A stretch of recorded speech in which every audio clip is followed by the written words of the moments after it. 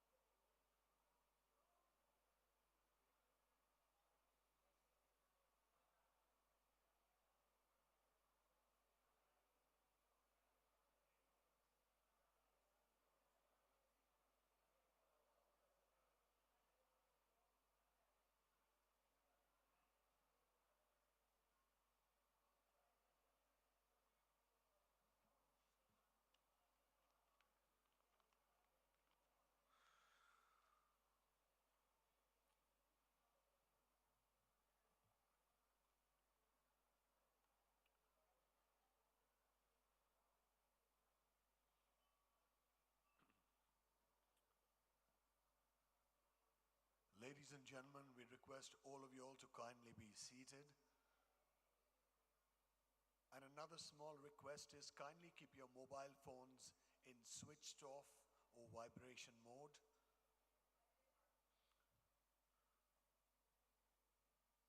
We'd request the guests standing outside to kindly come in.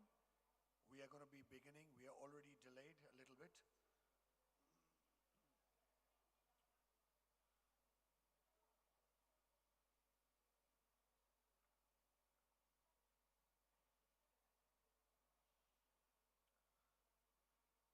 Good evening, ladies and gentlemen, and a warm welcome this beautiful evening.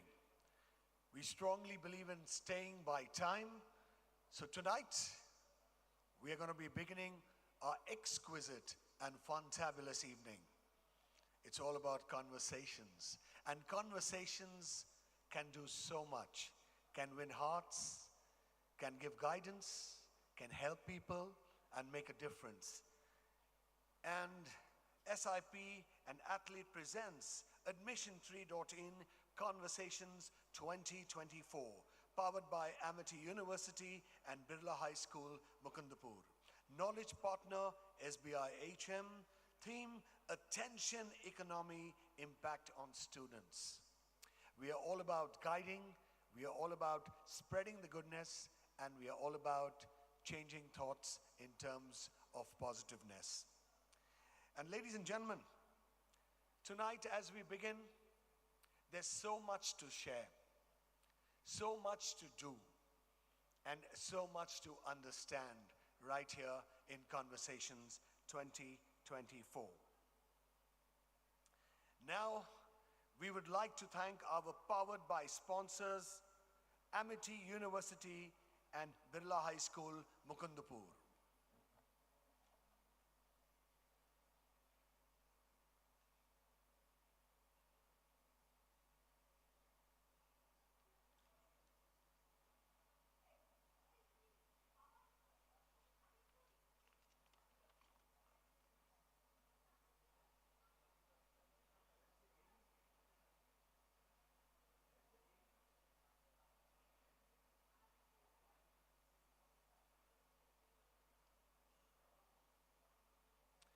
Could we have the AV, please? Thank you.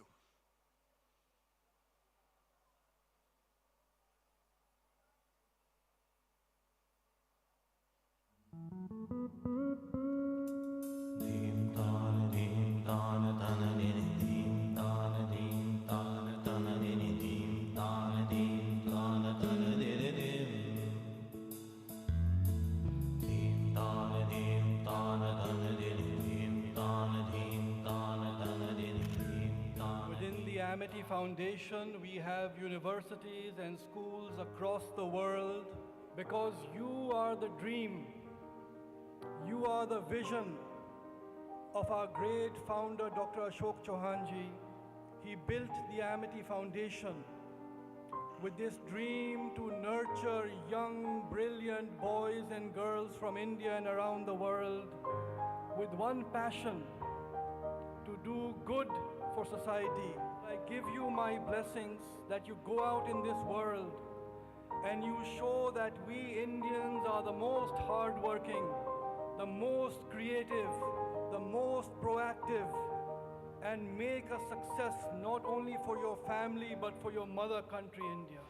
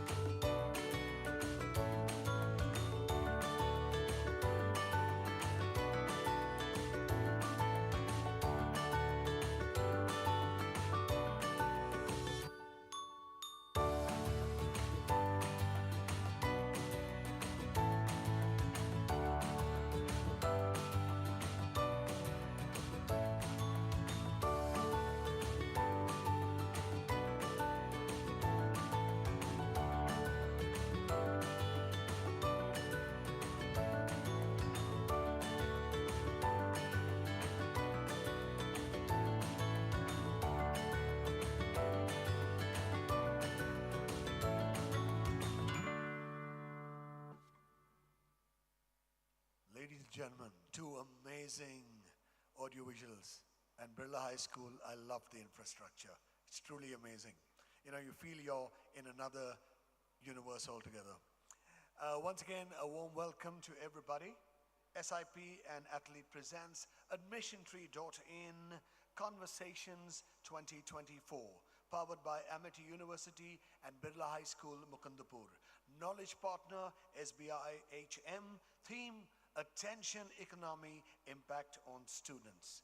Now, ladies and gentlemen, it's time to start with some music, as any occasion, any event has some amazing music to be looked forward to. And tonight, that duo which has made the city proud, the country proud, and in fact even the world proud, none other than Surendro and Shomajit. A pianist, vocalist music duo, composes, produced and performs together globally. They have presented the prestigious Indian Orchestra for the G20 Global Summit held in India with musicians from 30 nations working under them. Their interpretation of Tagore songs with German pop star Stefan Stopok, namely Tagore and We, is acclaimed globally by music lovers. They have performed at the Moes Festival, Ralstad Music Festival, only Indians to perform at the British Museum, London, the Tata NCPA, Gillies and Dallas, WGR, and Do It Well. Their concert celebrating 125 years of Netaji Subhash Chandra Bose at Victoria Memorial in presence of the Honorable Prime Minister of India and Chief Minister of West Bengal was sensational. Their digital videos on experimental music medleys have gone places. Their Jaya Hai 2 anthem is a viral hit with 75 legendary performers from India.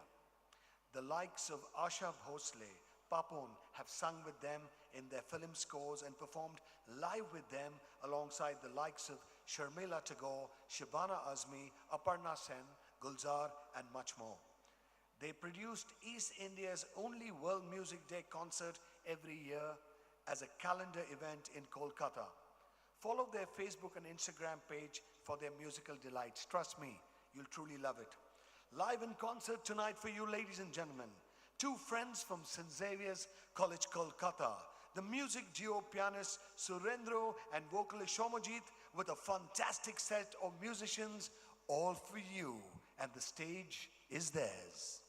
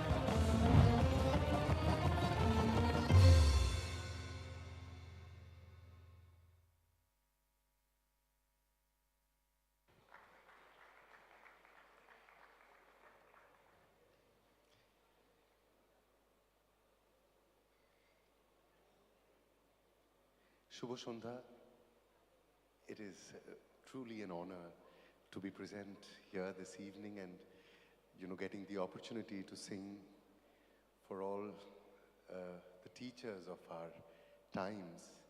And we just celebrated Teachers' Day yesterday. So it would even be, a humble offering from our end to all of you.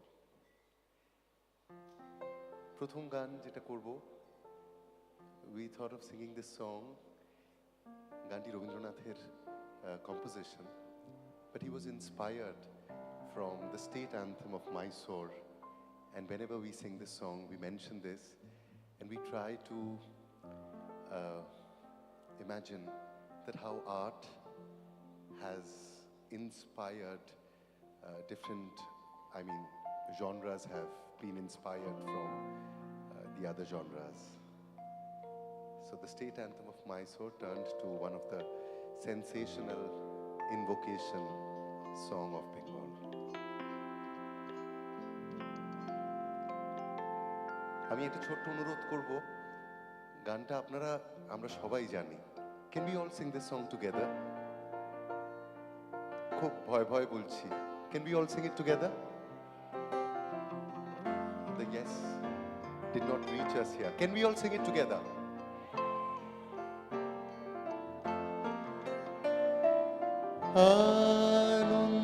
আনন্দলোকে মঙ্গলালোকে বিরাজ সত্য সুন্দর. Everybody.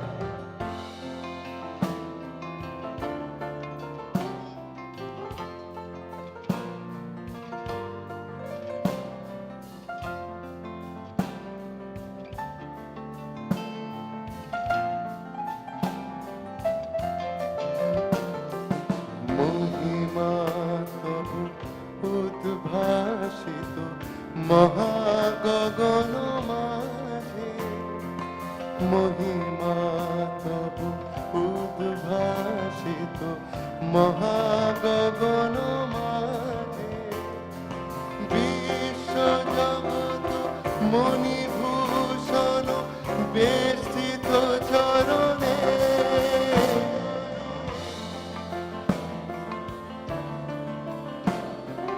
মঙ্গলালোকে বিরাজ.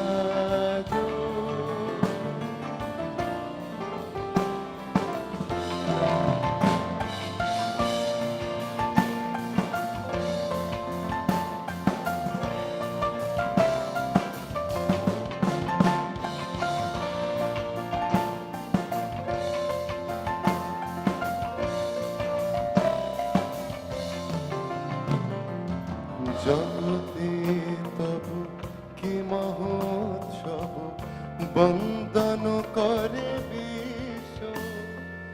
জগতে তব কি মহোৎসব, বন্দন করে বিশ্ব.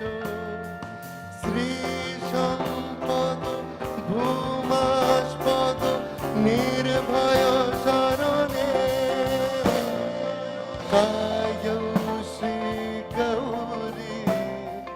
करुणा लहरी, कायौ श्री गौरी करुणा लहरी, त्रोया जाक्षी शंकरेश्वरी. आनंदलोके मंगला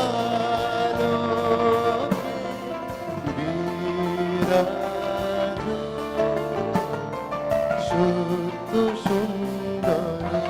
সবাই মিলে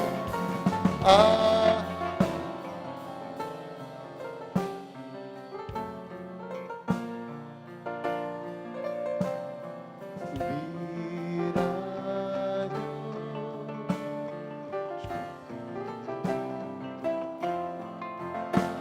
তন দিন তন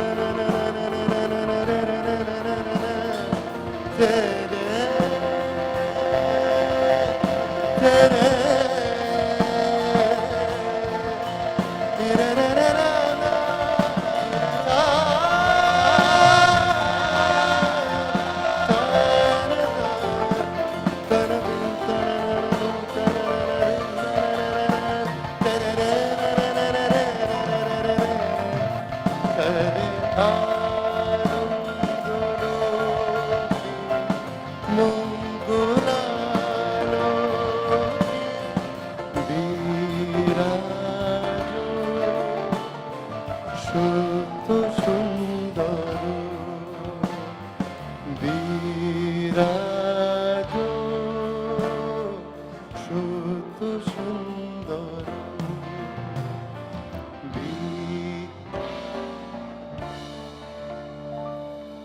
শুদ্ধ সুন্দর।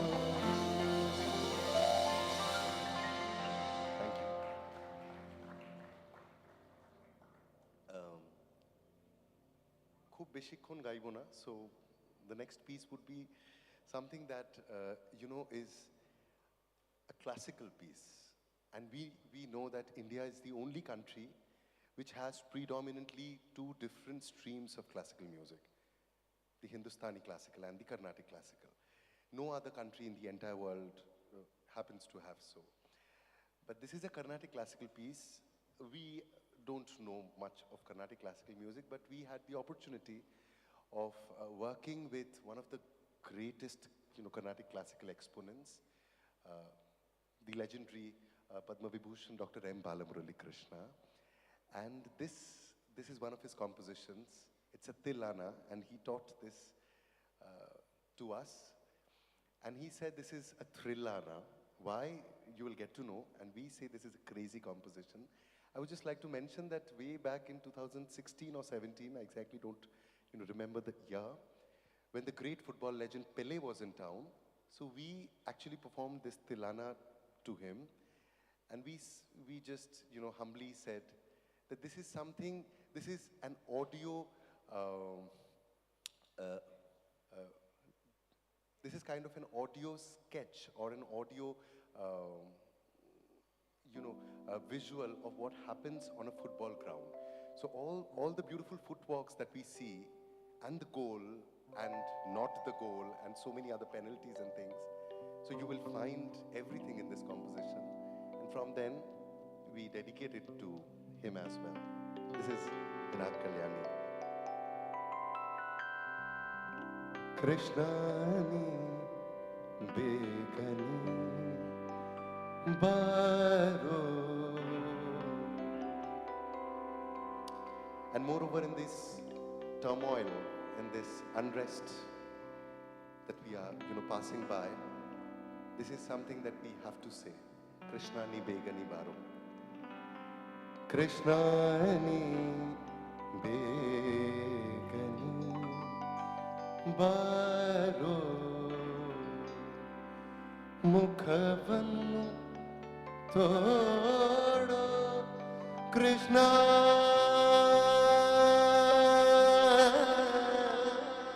Krishna Re Krishna Krishna Krishna Ni Begani Baro Tadare Dani Dere Dani Dere Gede Dege Danum Tadare Tillana Tadare Dani Dere Dani Dere Gede Dege Danum Dadare Num Dadare Danum Dadare Tillana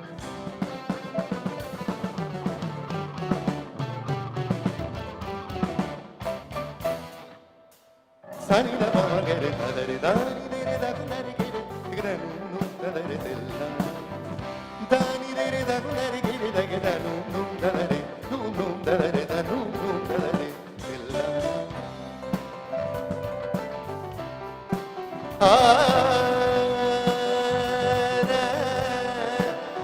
tilla na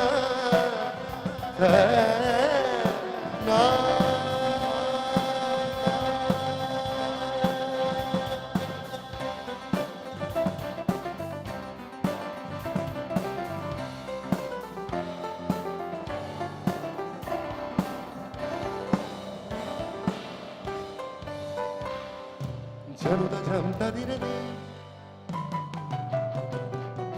Jaruda jamda dire dim Tanana tanana udage dim Sani da dani sa de Jaruda jamda dire dim Tanana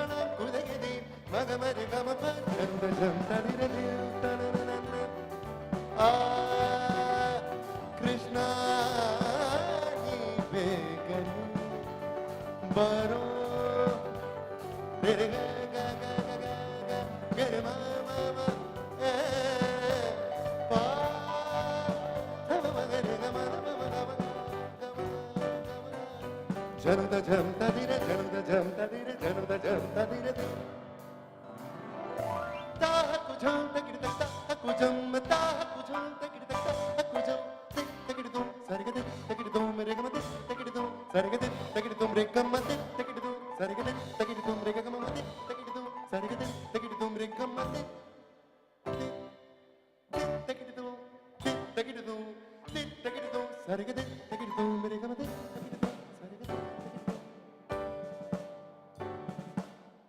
Takidum, takidum, takidum, takidum, regamade, takidum, sarigade, takidum, regamade, takidum, sarigade, takidum, regamade, takidum, takidum, takidum, takidum, ta ta ta ta, takidum, takidum, takidum, takidum, takidum, ta takidum, ta ta takidum, takidum, takidum, takidum, takidum, takidum, takidum, takidum, sarigade, takidum, tanana tanu. Tanum dadare, num dadare, tanum dadare, dillana dadare, dani diri dandare kire, tanum dadare dillana.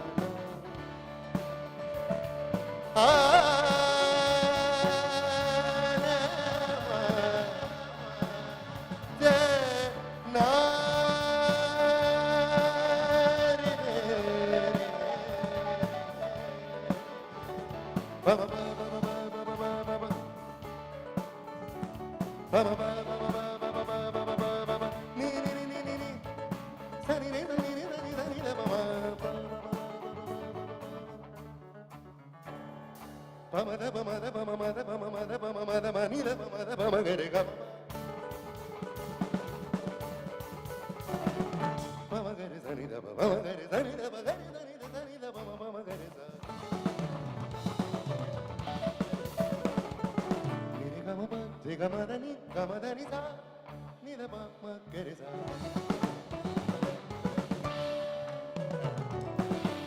ba ba ba ba ba ba ba ba ba ba ba ni ni ni ni ni ni ni ma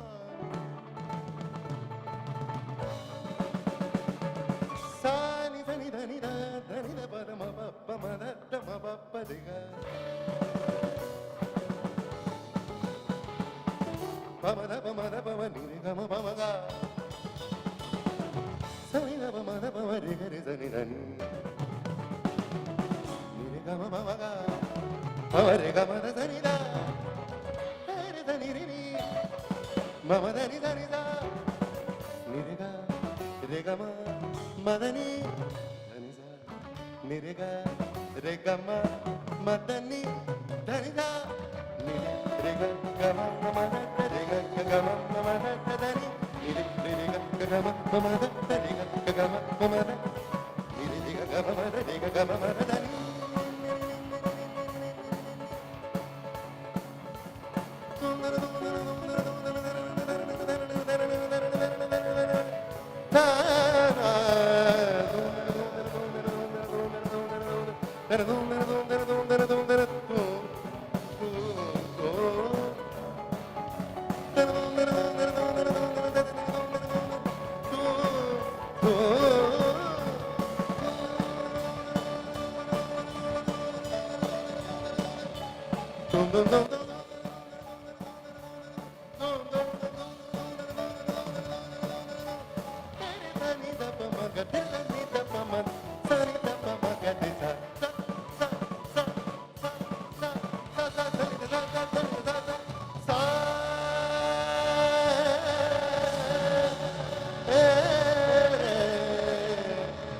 Krishnani begani baro re re.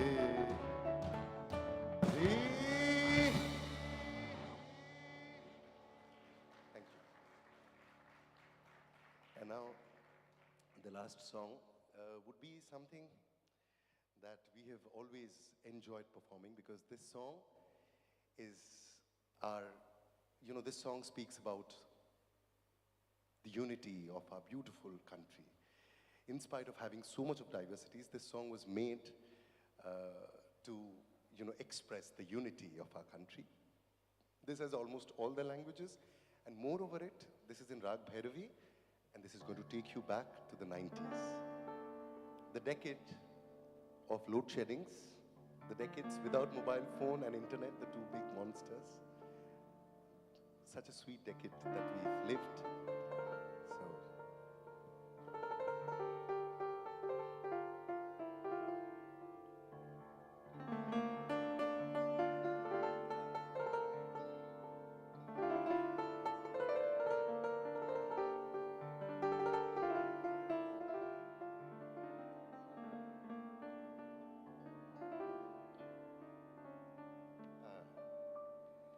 So,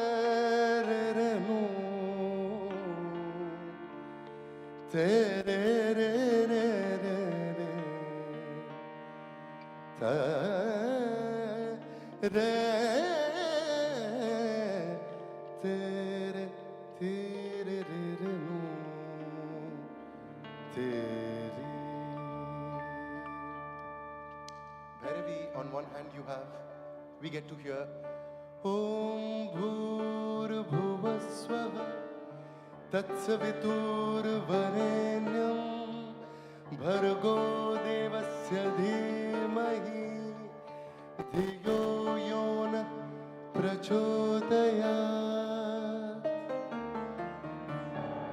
On the other hand,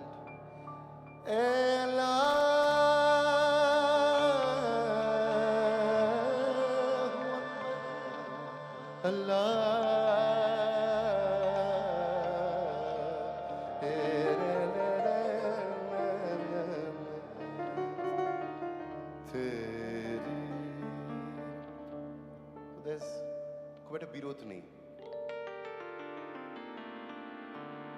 सुर की नदिया हर दिशा से बह के सागर में मिले बादलों का रूप लेके बरसे हल्के हल्के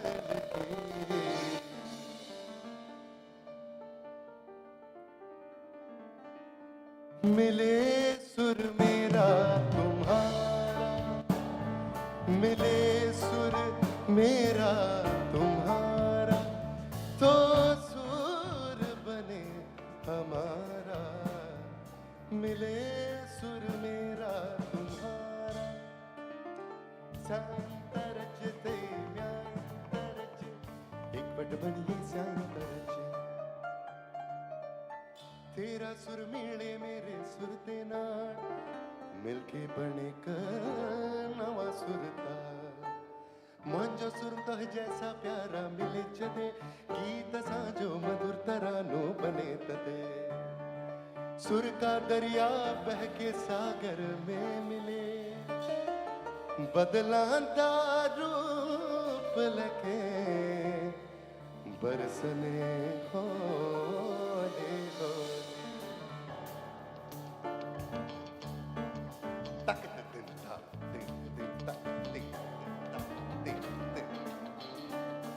இசைந்தா நம் இருவர் சுரமம் நமதாகும்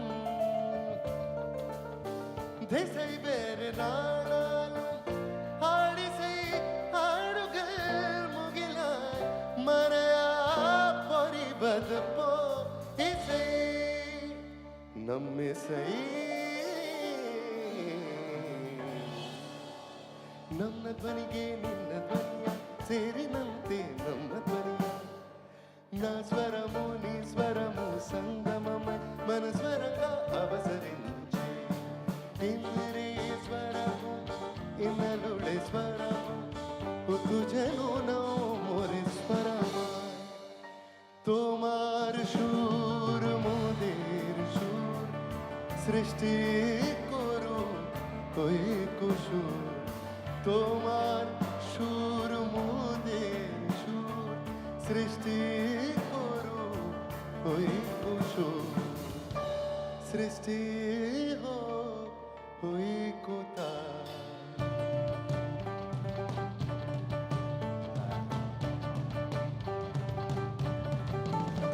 એ તો મારા સારે રમેલા સૃષ્ટિ કરે ચડવ ચંદન મળે સૂરજ તારો મારો પણ આપણો સૂર નિરાલો माझा तुमझा जुड़ता तारा मधुर सुराचा बरसती धारा सुर की नदियाँ हर दिशा से बहकी सागर में मिले बादलों का रूप लेके बरसे हल्के हल्के मिले सुर मेरा तुम्हारा मिले सुर मेरा तुम्हारा तो सुर बने हमारा तो सुर बने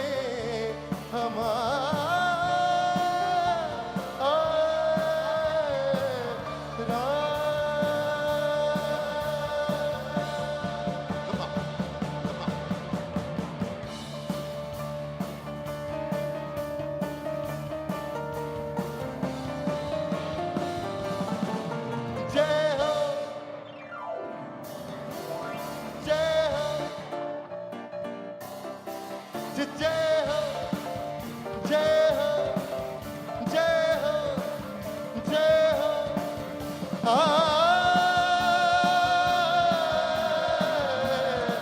रहना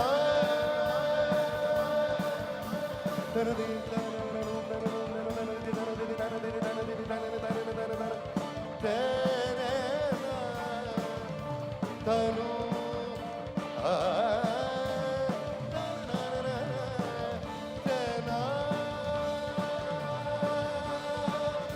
आज राधा ब्रिज को चली आज राधा ब्रिज को चली आज राधा ब्रिज को चली आज राधा ब्रिज को चली संगली परेशान की रे संगली परेशान की राधा है Radha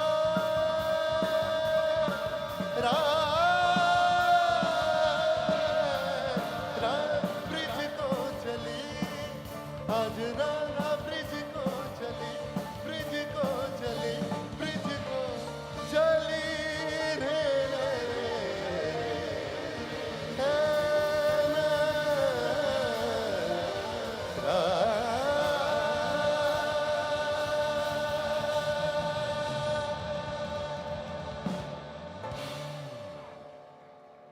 Thank you so much. Thank you for being such a wonderful audience. And before we leave, I would just like to introduce my family here on stage. And I know it would sound a little bit like our very own Usha Uthup, but the costume here is only for this evening. So just like the way she says that, how do you like my sari? We would say that, how do you like our dhutis? So we have Himadri on drums, ladies and gentlemen. Fabulous. I must Jimmy, say that. thank you, thank you. You guys truly rock here. Don't go anywhere. And to felicitate the amazing duo, I'd like to call on Ms. Sarala Kulasekaran, Director of Finance, Operation and HR of SIP Abacus, and Bidisha Sarkar, Director Subhash Bose Institute of Hotel Management. We'd like to have you on stage. Ladies and gentlemen, a big hand.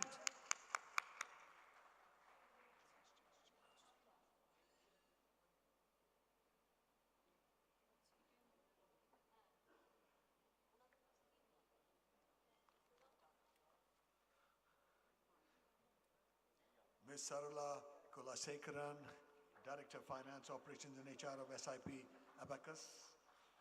And of course, we have with her Bidisha Sarkar, Director Subhash Bose Institute of Hotel Management.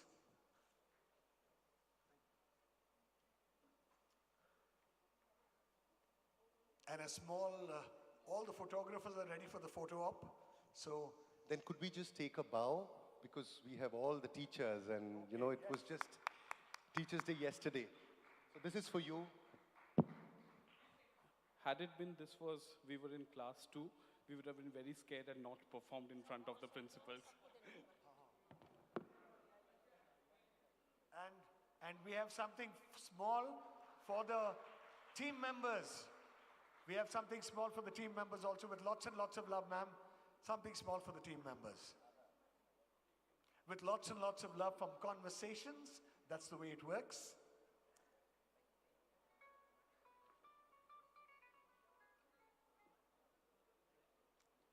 Well, thank you so much once again. Really appreciate the rocking performance. Oh, another photograph.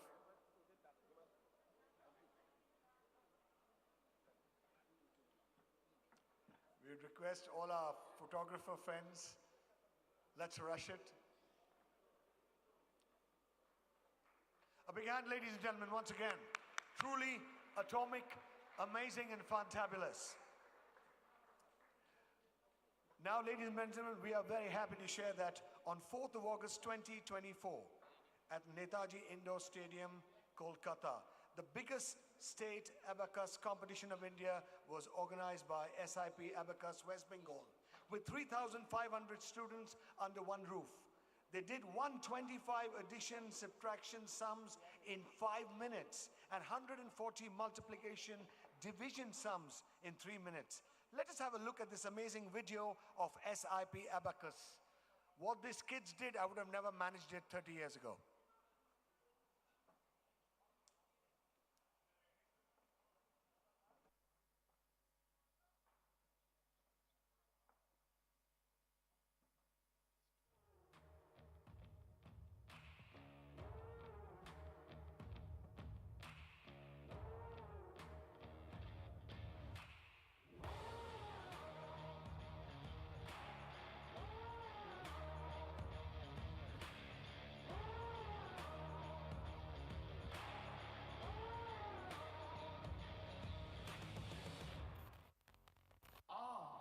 You ready? That's the way.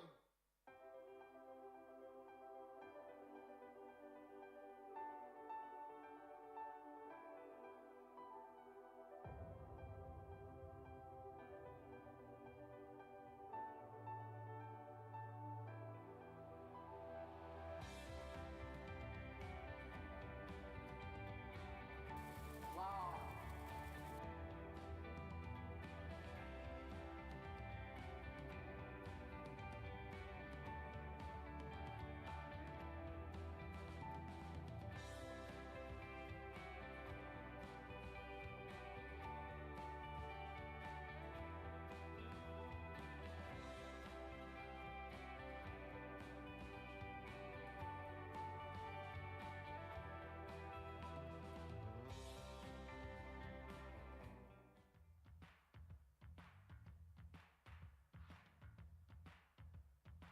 Start early to nurture tomorrow's success.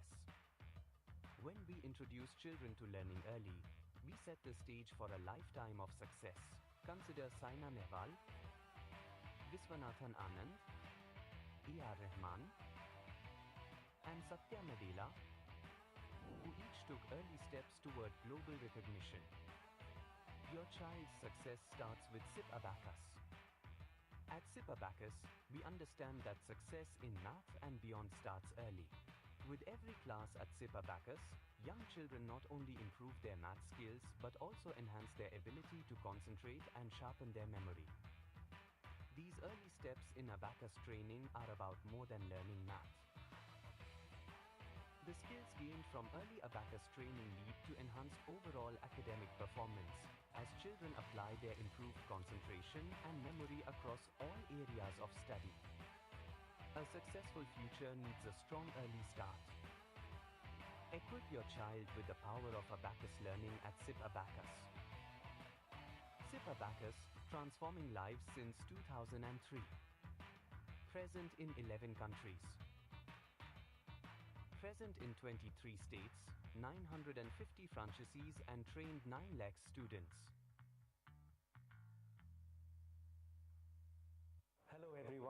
I'm Leander Page, and I'd like to welcome each and every one of you to the Principals Meet. Today, I'd like to introduce Shrachi Group's Physical Education Athlete Program to all of you. And the main emphasis of this program is to build a sporting culture through the education field at the grassroots level.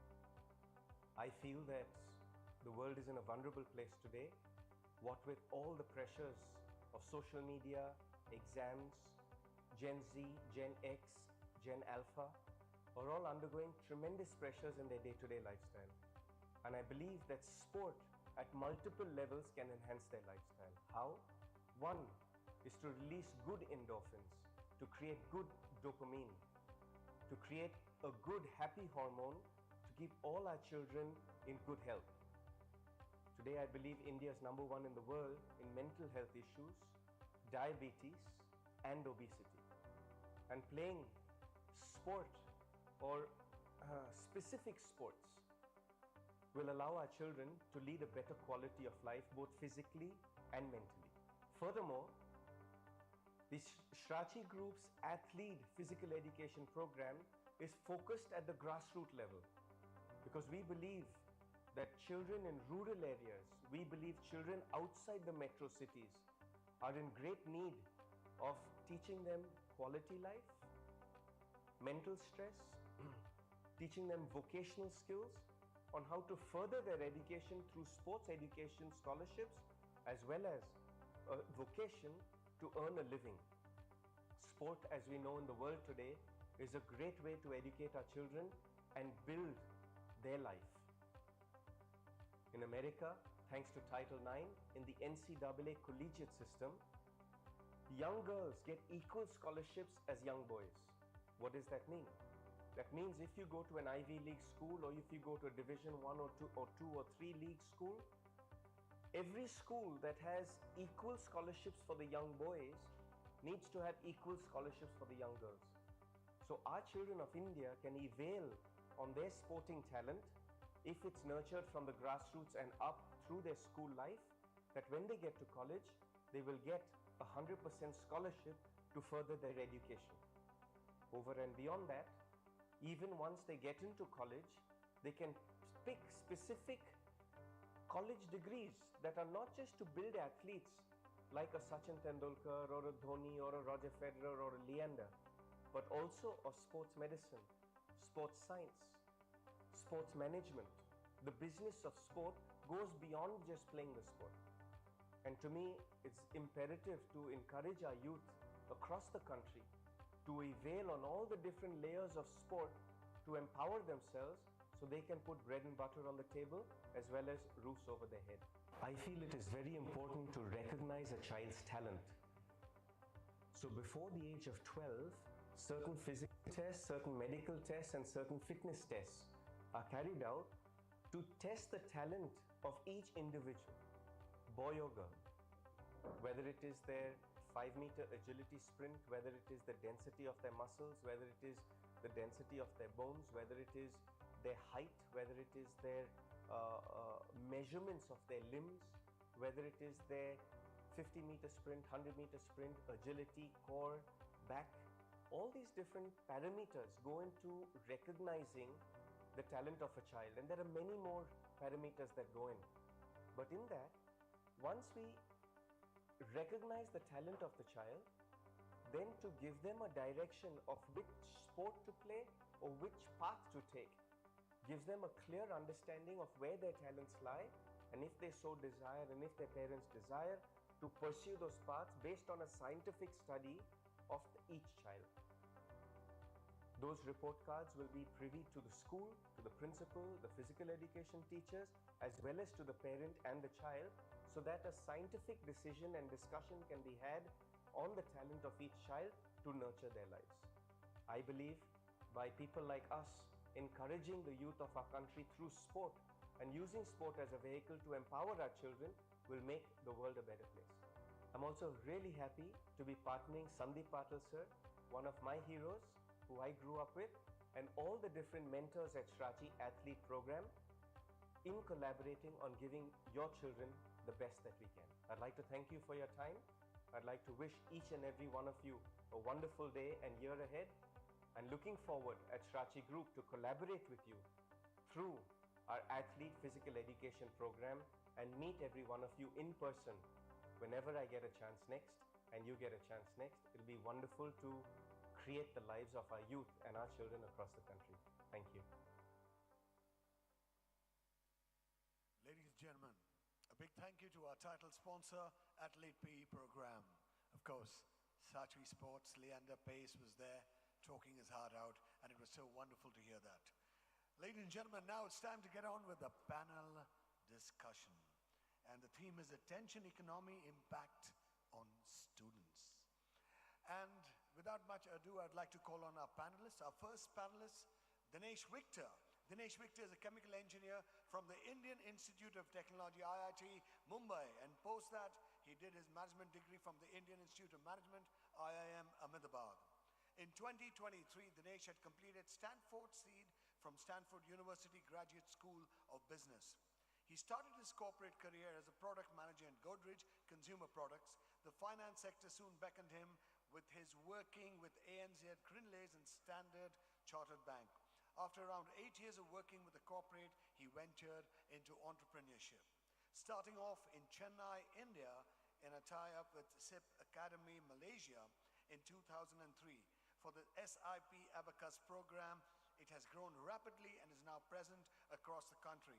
SIP Academy also launched the Global Art Program and the MI Kid English program in 2005. And of course, the Vista Abacus program in 2009. Ladies and gentlemen, kindly put your hands together for Mr. Dinesh Victor. We'd love to have you on stage, sir. Thank you so much. Ladies and gentlemen, our next panelist. She's a lovely lady. I've known her for a lot of years. She's always got a smile and she's always go-getting. Yes, none other than Miss Mukta Nain has completed 34 years in the educational world. This is truly awesome. She did her schooling from Modern High School, Kolkata. She did a graduation history honors from Loreto College and then went on to do her MA in International Relationships from Jadavpur University. After this, she did her B.Ed teachers training from Loreto College. She taught with the Loreto schools for over 14 years. She was a history political science teacher for the senior classes in Loreto House, Milton Row. She handled several co-curriculum activities in the school. In the year 1997, she decided to spread her wings and took up the post of headmistress of Birla High School Junior Boys Section. As I said, she's a wonderful lady. The students truly love her. I can see the smile on her face right now. And looking after class 1 to 5, in December 2001, she was promoted to the post of principal of the entire school. She was the first lady principal of Birla High School for Boys. She truly deserves a big hand. And in April 2018, she was made the director of Birla High School, Kolkata. And she's won, trust me, she's been acknowledged and she's won a lot of awards. Let's put our hands together for none other than Miss Mukta Nain, ma'am. Please.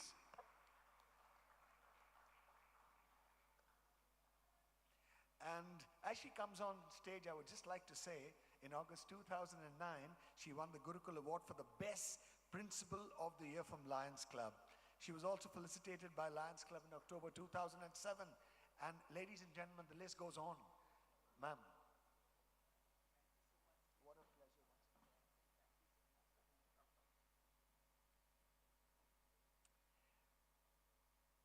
Our next gentleman, I really call him sweet and from the heart. When I met him, he truly felt like a friend. I didn't realize that he was the man looking after the institution. Ladies and gentlemen, let's put our hands together for this amazing human being. Mr. John Bagul, of course, he's a seasoned education leader with a postgraduate degree in zoology, development biology from the Pune University, and a certification in educational leadership from IIM Kolkata. Recipient of the prestigious D. Rosario Award 2022. He has served as the city coordinator of CISC, ISC examinations while contributing to learning objectives under CISC and MHRD. Mr. Bagul's journey spans from teaching IGGCSE aboard to pivotal roles as the principal in renowned institutions like South City International School and Malpi International School, with global exposure from the British Curriculum International School in Abu Dhabi to South Wales Department of Education and Communities, Australia. Mr. Bagul brings a wealth of international experience. He's a master at budgeting, staff recruitment, and academic coordination, fostering a collaborative school culture that inspires problem solving and self-motivation. Ladies and gentlemen, let's put our hands together for Mr. John Bagul.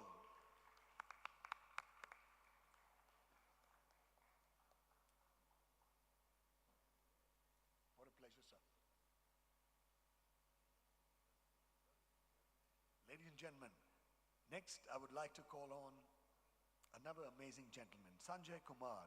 Professor Dr. Sanjay Kumar is an engineering graduate and a seasoned engineer and scientist. He has done MTech and PhD both from IIT Delhi in engineering. He has a distinction of having done his second PhD in management. He has worked as the principal advisor in Defense Aeronautics Research Development, DRDO Bangalore, Space Application Center, ISRO Ahmedabad, for his outstanding contribution in research and selfless service to the nation.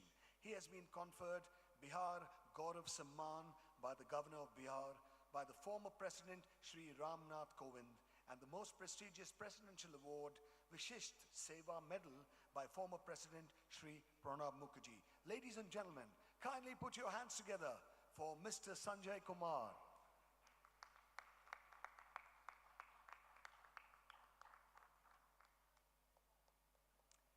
Ladies and gentlemen, I'd like to also call on next is Mr. Alokananda Mukherjee. Sorry, Alokananda Mukherjee, Miss, is a consulted clinical psychologist. She is attached to the Apollo Multi-Speciality Hospital, Kolkata for the last 8 years. She is also attached to Apollo Baliganj Clinic and a Resurrection, a mental health nursing home as a consultant. Her area of work focuses on working with children, adolescents, and adults dealing with emotion and emotional disturbances, anxiety, depression, trauma, addiction, personality disorder, and other mental health issues. She also has special interest in working with patients having post-traumatic stress disorder. Ladies and gentlemen, a big hand to Miss Alokananda Mukherjee.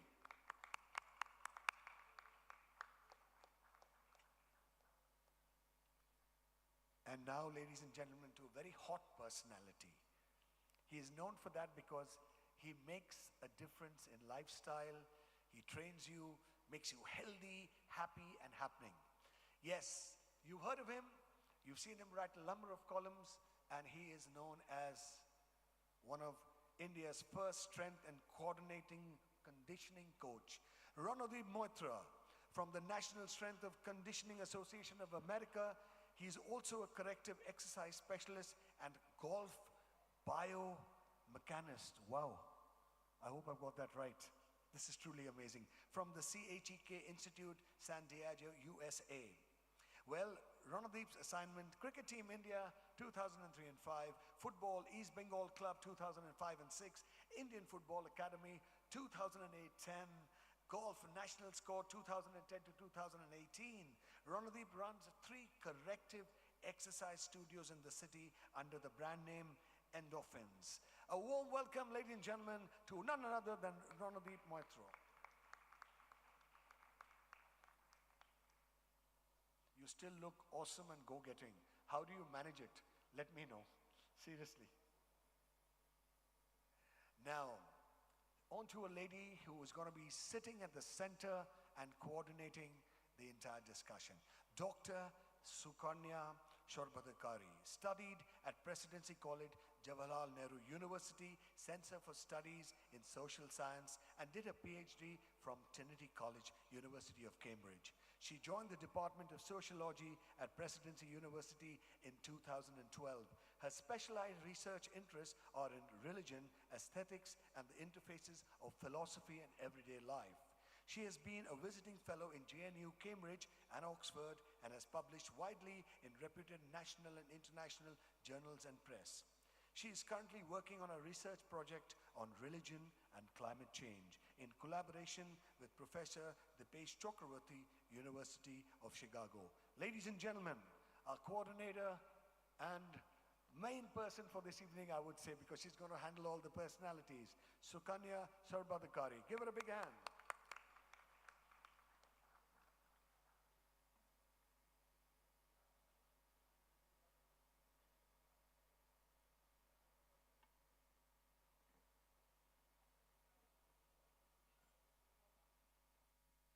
Good evening, everyone.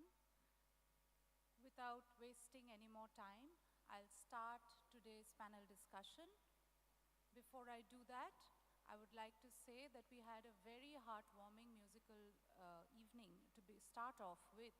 And I was thinking during their performance of the Tillana that whether or not we can now be sure of seeing Krishna with us mortals on earth, we still have our children.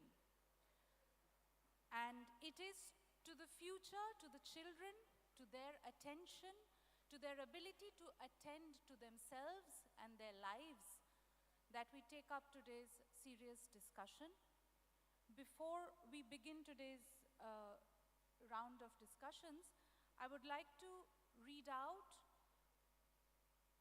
just a paragraph from a book which talks about, it is like a parent's guide to bringing up children following principles of Taoism.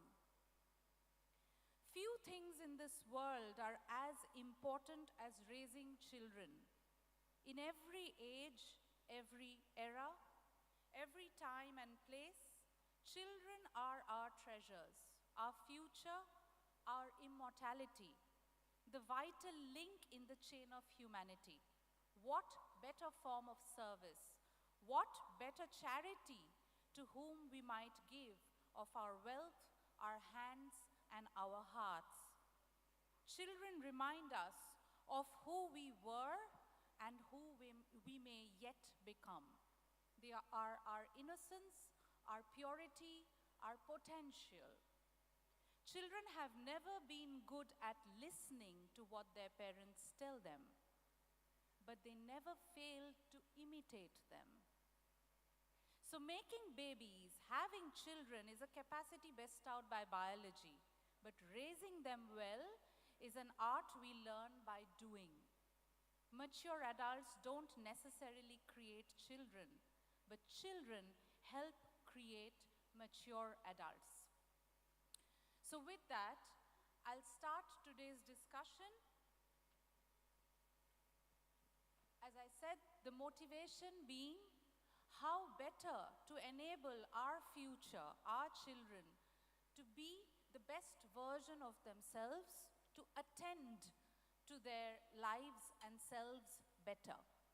With that, our discussions would be oriented around the question of children's attention spans, their attention economies, and the direct impact that has on their cognitive, emotional, and physical well-being. I would like to start by inviting Dinesh Victor sir, founder of SIP Academy, to speak about the science of attention. We first need to understand what attention is in order to then move on to discussing how that may impact and be impacted in turn. So. Thank you. And a very good evening to all the distinguished principals here. So very quickly, I think as principals and teachers for many years, you all would have realized that children can only learn when they pay attention, and that's pretty obvious. But just quickly, a little bit about the science of attention. Uh, See, if you look at the brain and the brain, how it works, any information that comes to us, if we want to really learn something, you need to get into something called the long-term memory. So it has to pass through two filters. One is called, I think, the short-term memory, and then there's something called the working memory, and finally the long-term memory. Now, the problem with the working memory in our brain is that it can focus only on about 4 to 6 things at a time. I mean, 5 to 7 things at a time. That's the maximum. So that's why they say just not more than 3 to 4 things it can focus. But the big problem is if you convert that in, they say you convert that in computer science words, it's about 2.5 bits of information. But if you look at the kind of sensory information that we are exposed to through our 5 senses at every point of time, it's enormous. They say it's close to 11 million bits of information from everything else. So the key role is when your working memory can just focus on 4 or 5 bits, 2.5 bits of information, how does the brain handle close to 11 million bits of information? And that is where attention comes in. Attention is the key driver of I would say, the way the brain decides to focus on only 4 to 5 bits out of the 11 million bits of information that comes to you. And that's extremely crucial because your brain can't handle more than that information. And that's a famous example of how you can focus on somebody in a cocktail party and listen to them when there are so many other people speaking. And you may have noticed that if you go to a noisy party, you can still have a conversation with someone in spite of so much of noise happening around, so much disturbance happening around. And that's because of the brain's focus or ability to attend. And only when you pay that attention, it can go into long-term memory, and that's where learning happens. So all of us as educators and people who want children to learn must understand that there's a tremendous amount of competition to gain the attention of the brain. And just to put 2 other points, the most important thing anybody will focus attention is on basic needs. Like if someone's hungry, somebody's in pain, they're not going to pay attention. And the second priority, once that basic needs are met, is urgent needs. Like maybe somebody didn't like your comment on Facebook and that's worrying you. They're not going to learn anything more. So only when these urgent things are covered, you can actually give them something to learn, and that can go into long-term memory. That's it. Thank you, sir. I do have questions for each of you, but I'll reserve them for later. We'll now move on to Mukta Nayan ma'am, Director of the Birla High Schools, who would talk about the relationship between the attention economy and education in general. Good evening, everybody. My interpretation of the topic is attention economy, meaning attention good economy or bad economy of a country on students as a whole and on education. We see that when the economy of a country is good, the education standards automatically improve. Government, private bodies, all pump a lot of money into education. For example, if the economy of a country is very good, then even the alumni of a particular institution, they are ready to donate crores of rupees.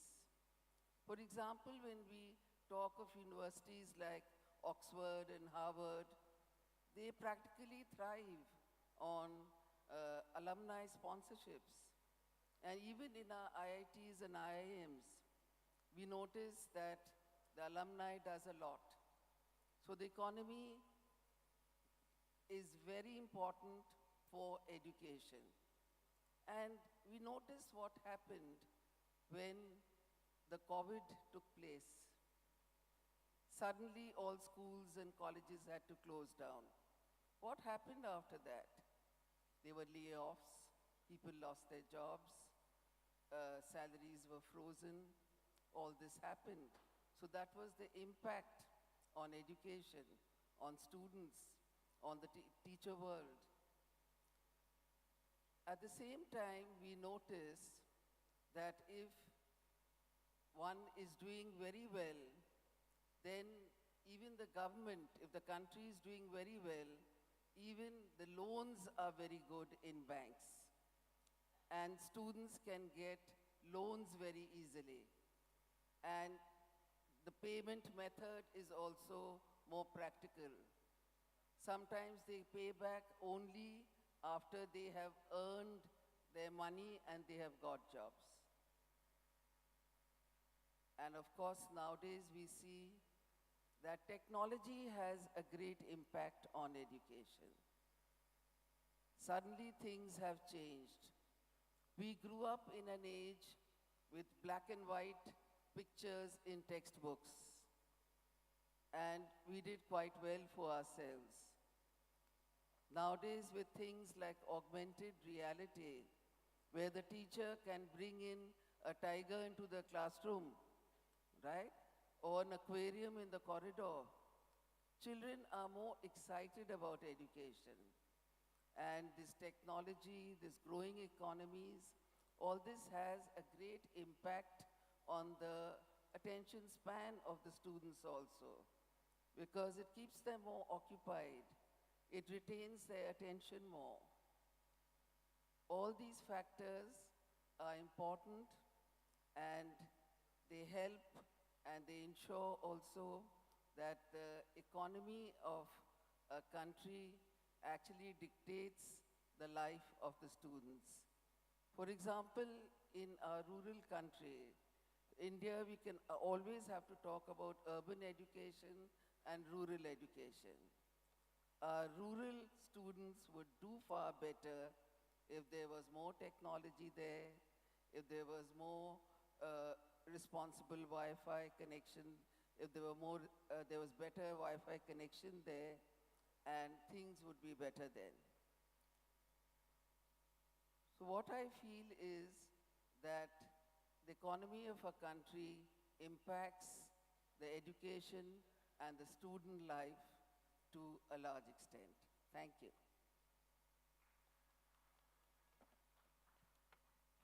Following that, I'd request Dr. Professor Sanjay Kumar to please address the audience and possibly talk about the relationship between the information economy, attention economy, and school and higher education.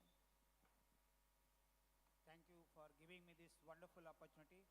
At the outset, let me first convey my heartiest greetings to each one of you, and a very, very warm good evening to all the learned principals and highly accomplished people in and around, and my panelists.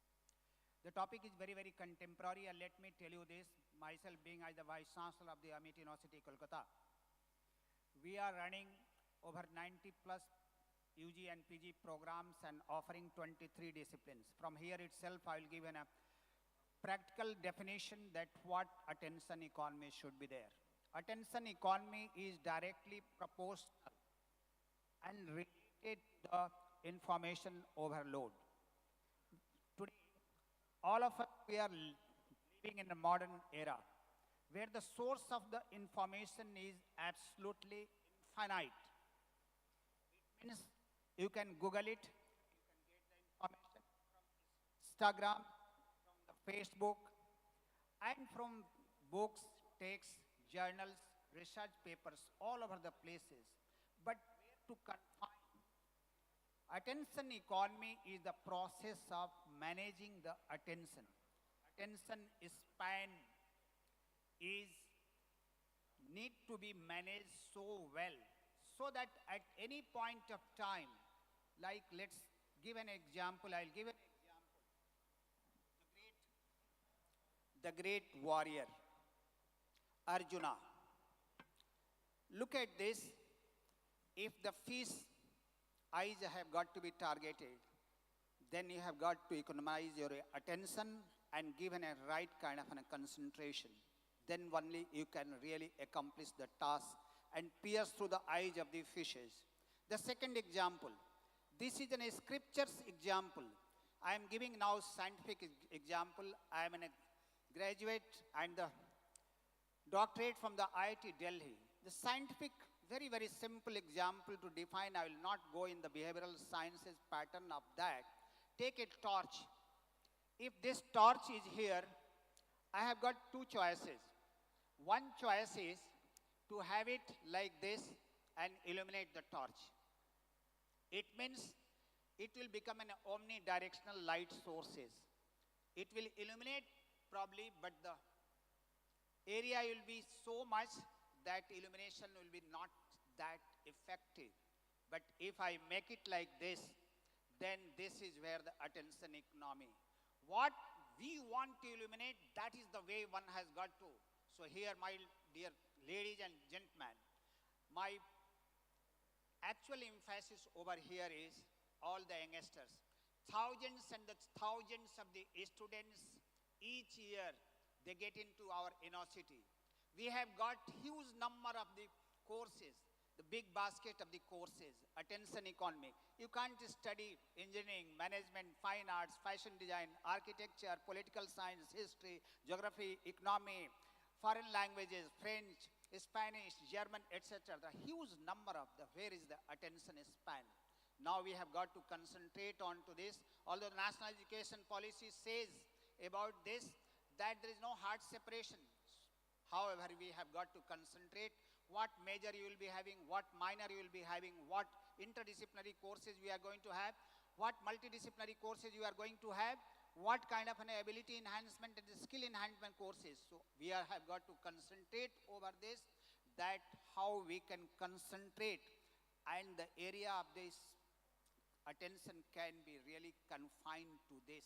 And that is how my whole attention goes towards this, and I would like to draw your kind attention towards this. Teach the students how to concentrate and economize the attention span. Thank you.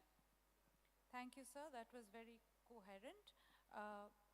I'll now, so what we have till now, I think, is one segment of discussion where we've talked about information and sensory stimulation, both when going on an overload directly impacts memory building processes as well as learning abilities. With that, I'd like to shift to a different kind of discussion now, a very, very important one, and ask Mr. Ronodip Moitro to talk about the possible importance of the physical body, its abilities to govern itself in ways that it can manage sensory hyperstimulation, cognitive hyperstimulation, and balance it out or even it out through exercise. It's not only for children, but basically for health and wellness. There are 4 hormones that guide both mental and physical health. And it's briefly touched upon, in a while back. That's dopamine. Now, dopamine is the body's prime hormone that is responsible for the system of performance and reward. And then you have others: oxytocin, endorphins, and serotonin. Endorphins are the happy hormones in the body when you have a feeling of accomplishing something with a physical, mental, and that secretes the happy hormones. The chemical structure is very, very similar to morphine, and that's also the body's natural painkiller. Serotonin, which calms a child's mind down in reference to the child. If there is no system of achievement, reward, related to any kind of performance, and I'll just digress, it doesn't necessarily have to be physical, it could be dance, painting, music, but outside the realm of academic, typically academic sciences, is extremely important for the natural development of a child. The child could get it out of sports, could get it out of music, could get it out of art, literature, whatever, but it has to be beyond the classroom.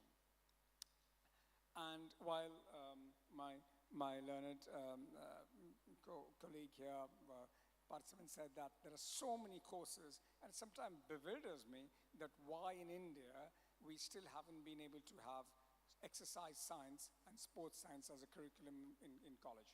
We've tried a lot. I've spoken to educationalists, but every time 25 years back, I had to go out and do this because it wasn't available in India. It's still not available in India on a large scale. So the profession I am is difficult because you've got to be athletically A+ to be a strength and conditioning coach, but you've also got to be academically plus because your knowledge of exercise science, biochemistry, biomechanics, kinesiology has to be excellent. And India has failed in this regard, while Leander is a good friend, and I heard him, and so is Rahul Todi, spoke about an exercise program, a physical education program for children, but I'm afraid there aren't enough competent coaches in India to handle this because there's no education. And it's really shocking when I tied up with the National Strength and Conditioning Association to get it to Calcutta. It took about 20 years to get them here, and it was widely publicized. I had barely 5 people in all of the city wanting to come and learn. That's the disappointing part. So if we have to, and yet at the same time, we are a country where juvenile diabetes and children's juvenile diabetes or pre-diabetics is probably the highest in all of the world, and it's higher than at any point of time. And if you just step out, despite so many fitness centers, so many yoga centers, health clubs, gyms, etc., at no point of time in man's civilization have man been so unhealthy and prone to chronic diseases. And it's obviously going to affect children because just now you said your children tend to imitate the parents. And the only, not the only way, well, one of the primary ways that you can change this is by setting good examples, being good models of health and wellness for the next generation. Thank you very much. That's a very positive note to get into the discussion. And we know very much and very well that the body and the mind cannot be treated as separate entities. So when we are talking about physical health, we are also talking about mental health. And with my limited knowledge, something that I have read about is how, due to screen time and hyperstimulation of the senses, due to the screen exposure, dopamine is being secreted so much due to the screen that the body is getting used to very high levels of that secretion. And so the child is not being able to derive as much enjoyment from books or other quote-unquote simpler activities as they used to. And with that, I'd like to move on to the next speaker, Olokananda Mukherjee, and ask her what she thinks are the specific impacts of screen exposure on children and adolescents, and how she thinks we may imagine ways of attention enhancement. Thank you. A very good evening to all of you, and my warm, sincere regards to all the dignitaries over here. Screen time addiction or screen time overuse is something which is not just limited to children, adolescents, but I think the entire generation, the entire nation, country, like worldwide. It's a pandemic, it's an epidemic, you can say, of screen time overuse. And as today's topic is about attention economy, so one of the main factor of what contributes to this is also excessive use of social media, internet use, because there is so much of information available over internet, social media, that it affects our limited capacity of attention. So, screen time is, like, if we talk about screen time overuse or screen time addiction, it mainly focuses on the urge to use it excessively and not being able to hold on the urge of not using it. So this urge or this impulse is a very significant and it is a very important factor to notice in children, also notice in self, anyone, where there is an impulse to overuse it and the urge to not being able to hold on to the use. Second is, if you're not using it, there are extreme withdrawal symptoms, just as in alcohol and any other substance use. It's the same way how a children or adolescent and adult feel when they're not allowed to use screen time. That is, they are withdrawal effects, which is there is restlessness, there is aggression, there is irritation. So this is not something which the child or adolescent is doing intentionally, but it's just a part of a condition that he or she is not being able to control it. And the third part of it is hampering their daily activities. Like whenever the overuse is so much that it is starting hampering the child's day-to-day activities. Academics, sleep, appetite, there is school refusal, there is absenteeism, there is mood symptoms, not going to tuitions, not going to play.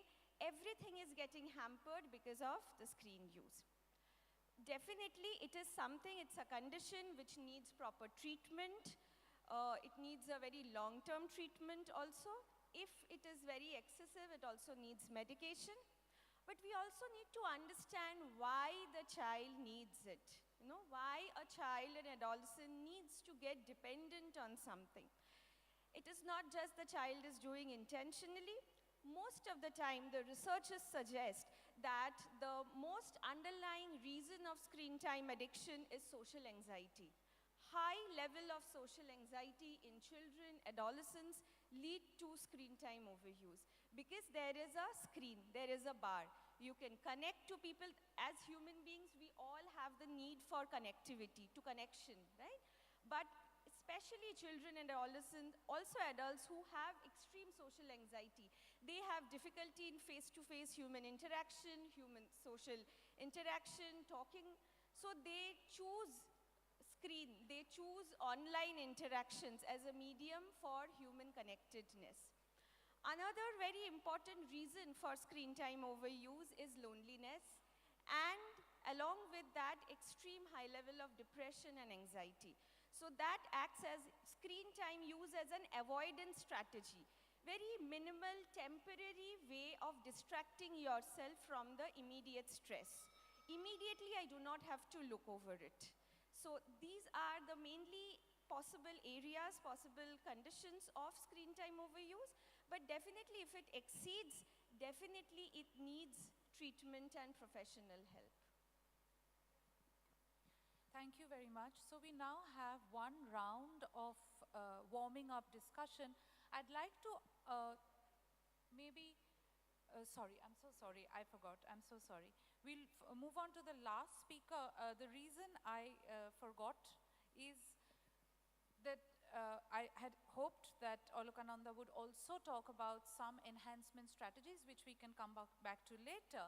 And with that, we can now move on to the last bit of the first round of discussion, where Mr. John Bagul is going to talk about some strategies of management, which I had hoped to connect to Olokananda's discussion. We'll do that later. So, sir, if you can tell us, imagine some strategies of management for this very, very specific problem now.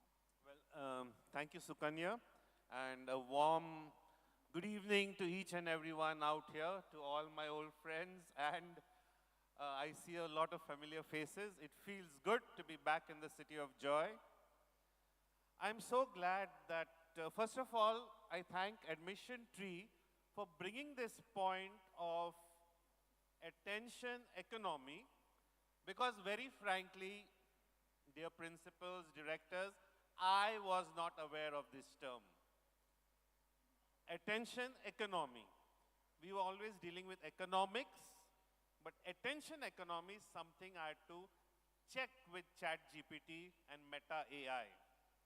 So I'm mentioning that we are, as educators, making use of these two AI techniques.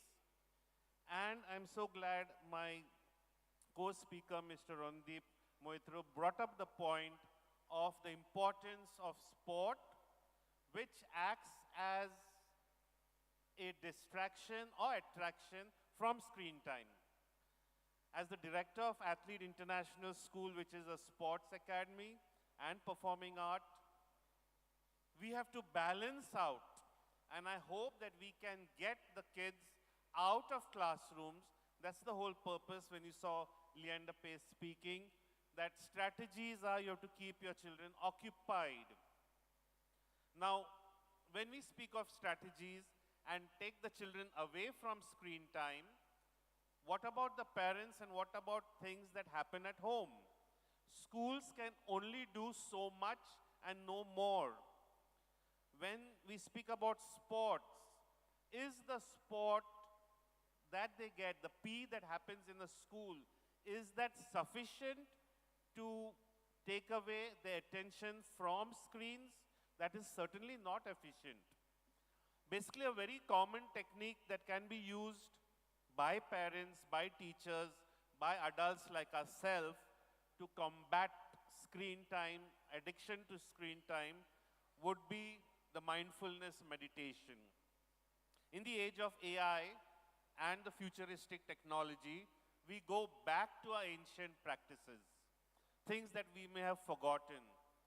Mindfulness meditation is something which we as schools can encourage our children to practice. Why our children? Even our teachers. Ma'am spoke about screen time. We are speaking about attention economy, where we are running short of attention. You are teaching in a university level, senior students.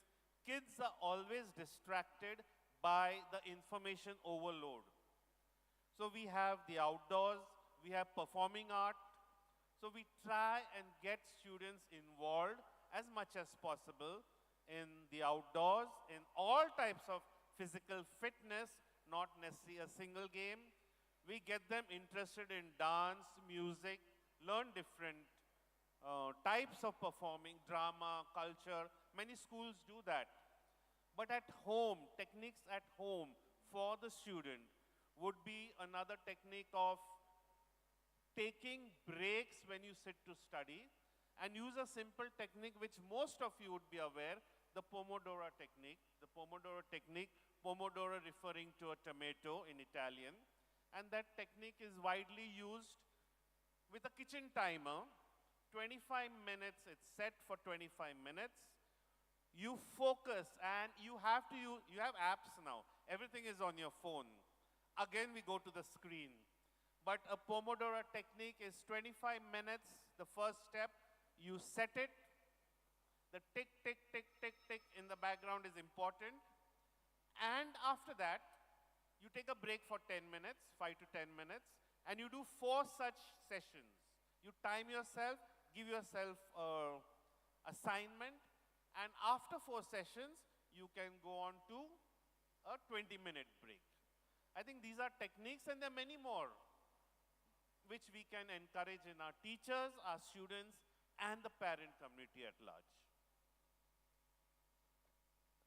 Thank you. Yes, of course.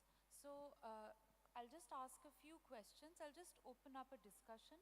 And then, of course, ma'am, if you have anything to add to what you've already said, we'll absolutely be open to that. So I think one key term that we need to think about in this second round is balance. So on one hand, we have issues of the mind, body, senses, and cognition.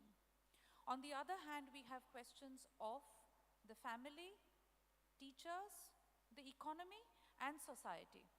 And of course, the poor child is in between all of that. How shall we imagine the right kind of balance where we cannot tell our children, do not go to the screen, where we have to tell our children to study 8 subjects, 9 subjects, whatever the number may be. We have to tell our children to be physically fit, emotionally agile, cognitively alert. A lot to ask for, but all of it is a must. So given all of this, where teachers are constrained, parents are constrained, and so is, of course, therefore the child, how shall we imagine the question of balance? I'll just ask each of you to please respond to that. Yes. I think Mr. John put it perfectly well, and I can't really disagree with him in 1 minute. I can only agree with him very strongly.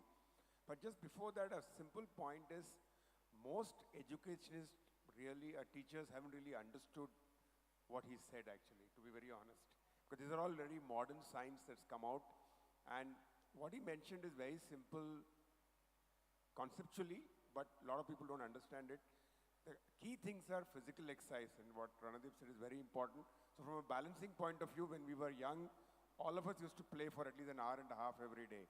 I still remember when I was young, 4 o'clock we are out of home and not come back before dark. We don't see that in kids anymore. They go for tuitions, and that's a huge problem that both, I would say in some sense, the schools also don't mind because they want kids to get more marks. Sorry to say that, but that's the key focus. Rather than they tell, I have hardly seen school principals or teachers tell their parents that your kids need more play. So that's the first. And the second new point that he mentioned, which is kind of missing, is the idea of meditation, mindful meditation. That's a powerful technique that will really help. Simple breathing for 5 minutes, just calm down your breathing, slow breathing for 5 minutes will make children extremely focused and attentive. That's not going to take you very long. And lastly, what he also rightly mentioned is this idea of whatever you're focusing and studying on, put some kind of a timer, time yourself and give it a short break. And that's the 25-minute, 5-minute rule. What he mentioned is a very simple way. And I think you have enough time if you can plan your day and you can balance everything. If you have these two routines in place, a little bit of exercise, play, a little bit of meditation, you can easily manage your school and you can do pretty well.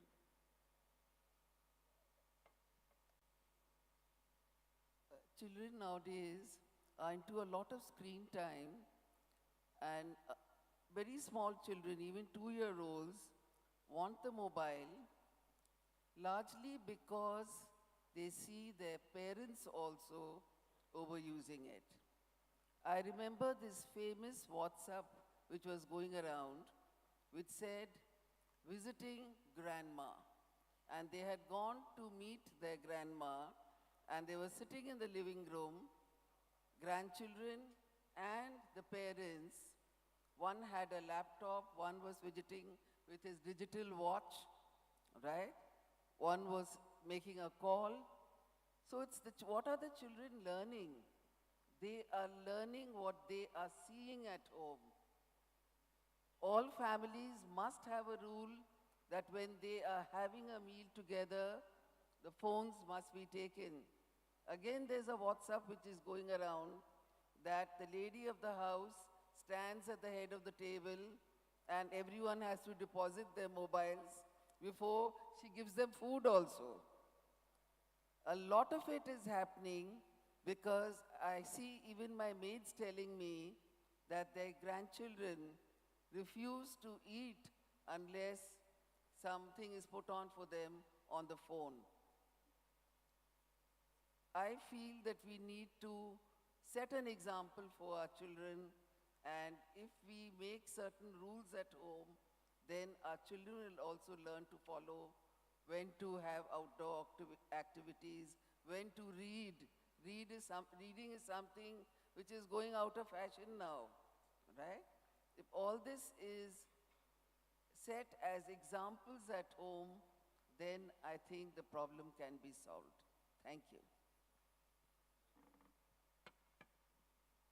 Well, speaking about balance, it's easier said than done. I don't think, we all know what needs to be done, but I don't think we are disciplined enough to follow those rigorous routines.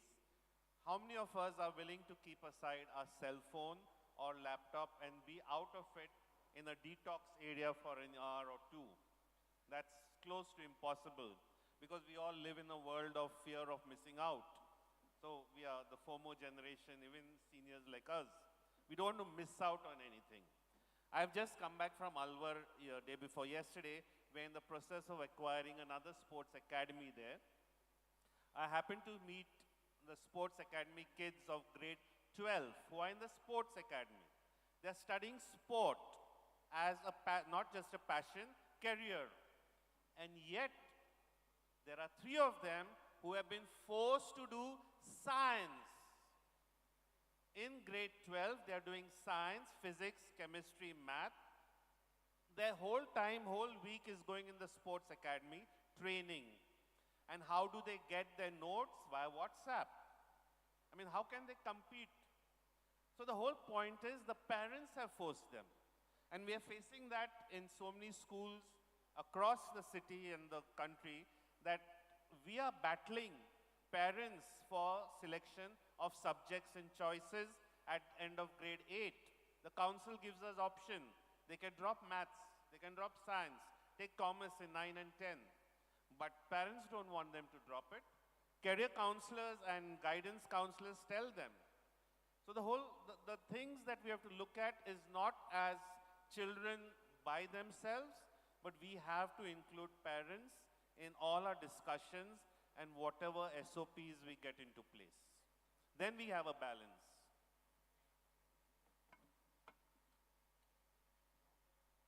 Again, a very, very contemporary issue which need to be addressed.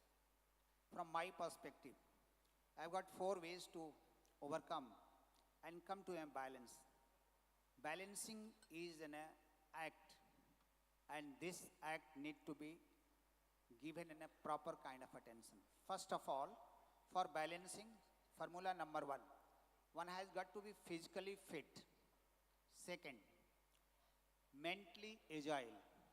Third, emotionally balanced. And fourth one is spiritually elevated. If these all 4 formulas are going to be applied to the students, we have got to emphasize and give an equal emphasis to all these 4 aspects of this. Another very important aspect which I would like to highlight, because in the Innocity and Mohammed, there are many things. The age is adolescence. Management of the kids are very, very challenging. First of all, expectations. And expectations from where? Expectations from the parents. Expectations from the peer groups. Expectations from the juniors, expectations from the teachers. All students cannot stand first and get the laurels. And let me tell you, Dr. Kalam has said rightly that most of the brainy kids, they are from the backbenchers. Even if you are in a school dropout, you can become the millionaire and a billionaire. So I am looking at this, that these 4 aspects, if you give in a proper kind of an attention, the problem of the attention deficit, the problem of the attention economy, automatically it will get resolved and you will be having an absolutely balanced life. Thank you.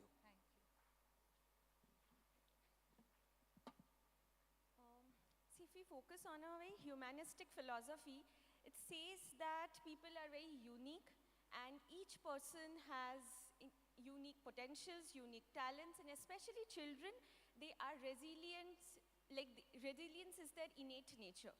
So as parents, as educators, as professionals, I think we need to have that confidence, that respect, and that faith in children that they can have that, they can derive that balancing ability over time, and we don't have to do it for them. It's not an end, but it's a process. Gradually, they will be able to find their own unique balance with time that suits them. That may not suit me, that may not suit you, that may not suit their parent, that might suit them. So that's a process. We do not need to be so hurried up, so like constant need of an urgency that we have to do it for the children. We have to just push them in the rat race and make them a product. Nothing. We have to just have faith in their innate nature of resilience and just help them to do 2 things: introspection and reflection. What they are doing, why they are doing, just asking them questions so that children can also listen to those questions and ask themselves. They not have always ready answers, but each time when you ask them, why did you do it, what made you do it, what was your intention behind it, that will help them to ask that same question to themselves in a more compassionate and a humanistic way. So that's my take. Thank you. I know we're short for time, so but I would share this experience in my life, which I think sums up this whole issue of balance and parental influence. So my daughter was getting ready for, I go so very fast, for ICSE, and she had extra classes which hadn't been covered, so it was winter holidays, and for economics, and she used to go to school to finish extra classes. At the same time, she got selected, she's an Odissi dancer, she got selected to dance in the Konark Dance Festival. And she went and told the teacher, I can't come for extra classes because I've got to go for the dance festival. I said, what? such an important year for you. You go to ICSE exams, and you're going for a dance festival. And so I went. I went to school and I told Nina, auntie, I've grown up knowing Nina sing, Mrs. Nick sing. So I said, Nina, what are the teachers teaching? Are you telling me that for a child, that a premier cultural festival of the country is not as important as an economics class? I said, I don't mind. My daughter can fail in economics. She hasn't done too badly. She got a first class from Durham University Economics. She went to Graduate Institute in Geneva, now works for United Nations with she obviously done well in economics and international relationship, and she does negotiations. And I think the economics classes she didn't go to, I think what she's doing in life, attending the dance festival, having a broader personality, being able to mix with people and express herself is far more important than economics classes. Thank you so much. Just read in the newspaper today that Kota had the 14th suicide this year. And the education minister said this is all right considering the percentage of suicides, given the total number of students who are aspirants for the NEET exams. I will not comment on it. I will leave it to you to ponder upon and only say one thing: our children are not vessels to be filled, they are candles to be lit. And as a society, we can all together help them be in touch with themselves, attend to themselves. I'll keep repeating that as the main word for attention, to attend to themselves. We can only be their aids in the process. Thank you very much for your attention and for a great attention span at that. And we'll bring the program to a close with that. Well, thank you so much. That was unbelievable, beautifully put across. I think the monitor is a bit loud. And now is the time to basically felicitate our amazing guests. And I'd like to call on Dr. Amrita Sar, Register, Amity University, Kolkata, to kindly felicitate Dinesh Victor, Mukta Nain, and John Bagul. Ma'am, so nice to have you on stage. Thank you so much. Mr. Dinesh Victor, thank you so much.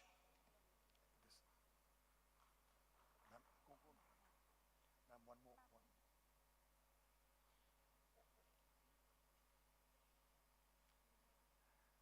Mukta Nain, ma'am, so wonderful to hear you on stage.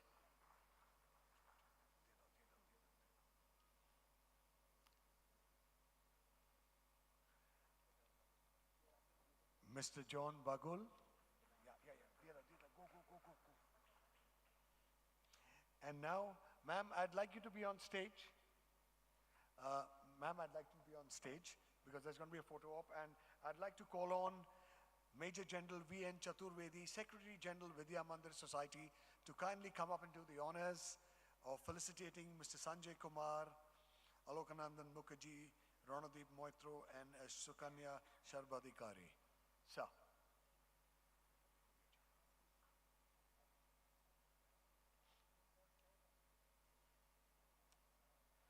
Mr. Sanjay Kumar. Ladies and gentlemen, let's hear some noise. Let's have some power in those hands, please. Thank you so much. Olokananda Mukherjee.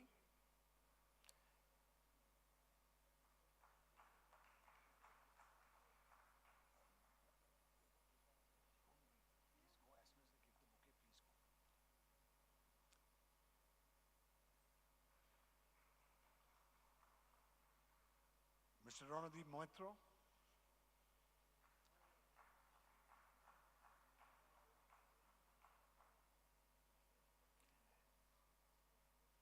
And of course, the ever-charming Sukanya Sarbadikari. Amazingly done, ma'am. Superb. It was really wonderful.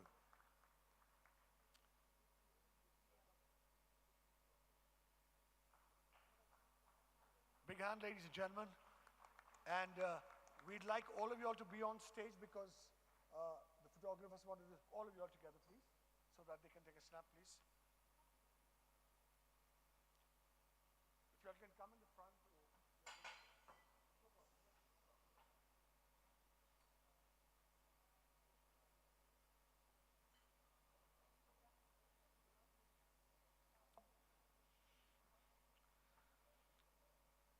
attention economy impact on the students?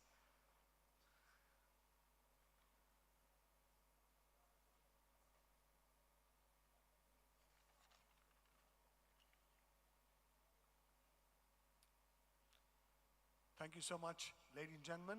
We'd like you all to exit from here, please.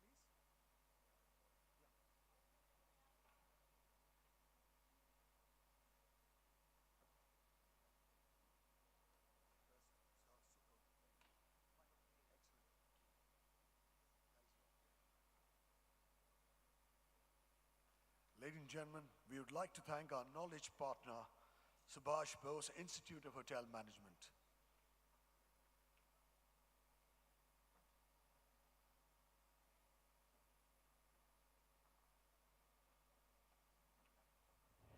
In West Bengal, where culture meets innovation, there's a central government and state government accredited institution that doesn't just teach hospitality and healthcare, but crafts legends. Welcome to Subhash Bose Institute of Hotel Management, the beacon of excellence in hospitality and healthcare management education, where dreams take flight and passions turn into international professions, where creativity meets precision, where hospitality and healthcare are not just careers, but a way of life. We at SBI HM offer bachelor's, master's, and diploma courses in hotel and hospitality management, hospital and healthcare management, and fashion technology. At SBI HM, we don't just offer education, we orchestrate experiences. Our passionate faculty, cutting-edge facilities, and industry-immersive programs redefine the way you perceive hospitality and healthcare. Here, we don't follow trends, we set them. We are the creme de la creme of the industry, as acknowledged by luminaries such as former President Shri Pranab Mukherjee, Deputy PM of Thailand, Konkunda Baransi, Princess Isabelle Laforgue of France, former international cricketer Kapil Dev, Gavaskar, Brett Lee, author Shri Shindu Mukherjee, Chetan Bhagan, Padma Shri Chef Sanjeev Kapoor, Chef Ranveer Brar, Dr. Kunal Sarkar, Saurav Ganguly, and many more. Whether you aspire to be a top chef, a GM, a doctor, a skilled planner, a savvy hotel manager, or an efficient hospital manager, SBI HM provides its wards with a comprehensive education that goes beyond textbooks. Our hands-on training programs, coupled with international internships in leading hotels, airlines, cruises, and super specialty hospitals, give all a competitive edge in the job market. Our industry-relevant curriculum ensures that our students are equipped with the knowledge and skills needed to excel in the dynamic world of the hospitality and healthcare industry. But it's not just about academic excellence at SBI HM. It's also about fostering a culture of warmth and empathy. Ours is a vibrant community where ideas flourish and talents shine. It's where mentors don't just teach, they inspire. Our students don't just graduate, they transform into industry leaders armed with knowledge, empathy, and a passion for hospitality and the healthcare sector. Join us at SBI HM, where dreams don't just take flight, they soar. Your journey starts here, in an institution that believes in your potential, nurtures your talents, and propels you towards a future adorned with stars. Enroll today and embark on a journey that will transform your passion into a profession. Visit our website or call us to schedule a campus tour. Your extraordinary career in hospitality begins here at SBI HM.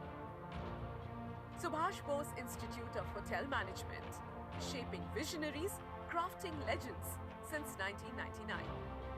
SBI HM under UGC 2F, Minister of HRD of the Government of India, is affiliated with the National Council for Hotel Management and Catering Technology and the Ministry of Tourism.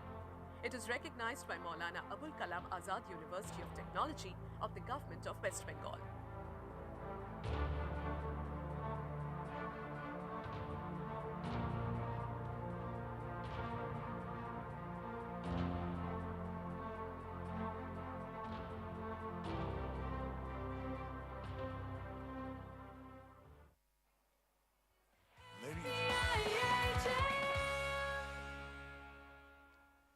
Ladies and gentlemen, and now we are going to witness something truly amazing. He's dynamic, he's go-getting, and he knows how to swing it and swing it hard. Truly amazing. But before we call our amazing personality on stage, I would like to introduce you to our moderator for the evening, Janet Gasper Chowdhury.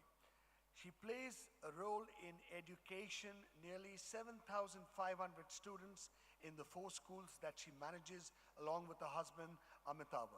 St. Augustine's Day School, Barrackpore and Shamnagar, the 2 ICSE and ISC affiliated schools are over 40 years old, founded by her father, while she and her husband established 2 CBSE schools just 3 years ago. An alumnus of XLRI, Jamshedpur and Harvard's, she has spent over 20 years in the corporate sector in companies like PricewaterhouseCoopers, Nestle, and ABN AMRO Bank before switching career. Today, on the sides of her work in education, she also finds the time to play golf, badminton, and occasional cricket. That's wonderful. She is passionate about both arts and sports, performs in amateur theater, writes poetry, and has a cupboard full of autographed books. Above all, she takes the most pleasure and pride in being a mom to Nathan and Shania, pursuing their masters and bachelors respectively, and 5 more little furry babies at home as well. Ladies and gentlemen, please put your hands together for the moderator of the evening, Janet Gasper Chowdhury. Very, very dynamic and go-getting. I've known her to be. And now, the gentleman needs no introduction. I really can't say much. The screen, ladies and gentlemen, is going to say it all.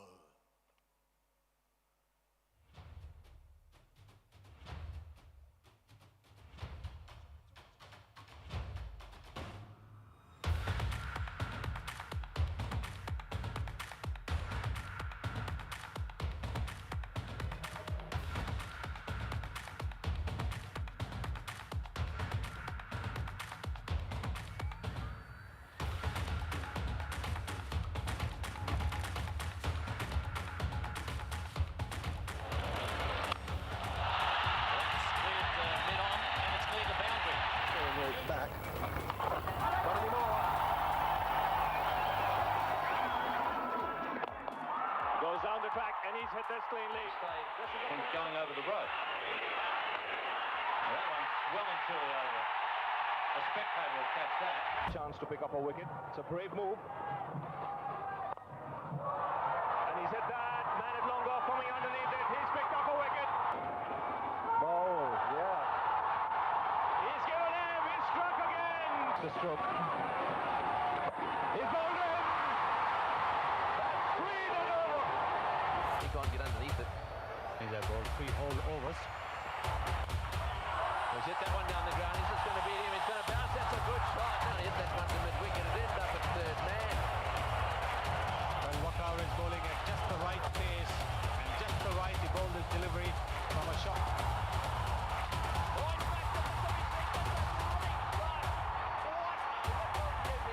Innings for them.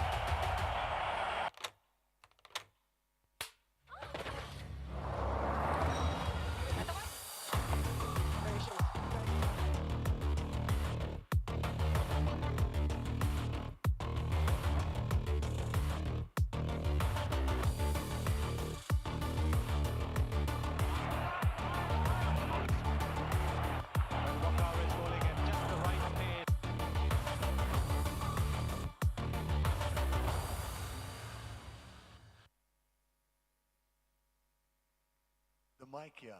Ladies and gentlemen, you know, we need the Eden Garden sound. Put your hands together for the one and only, ladies and gentlemen, Ajay Jadeja.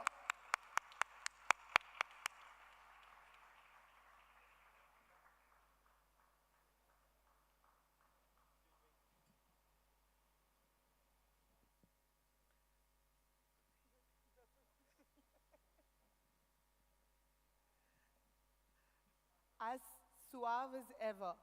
He walks up and asks me, "May I sit?" So while growing up, Ajay Jadeja was a heartthrob for a lot of us.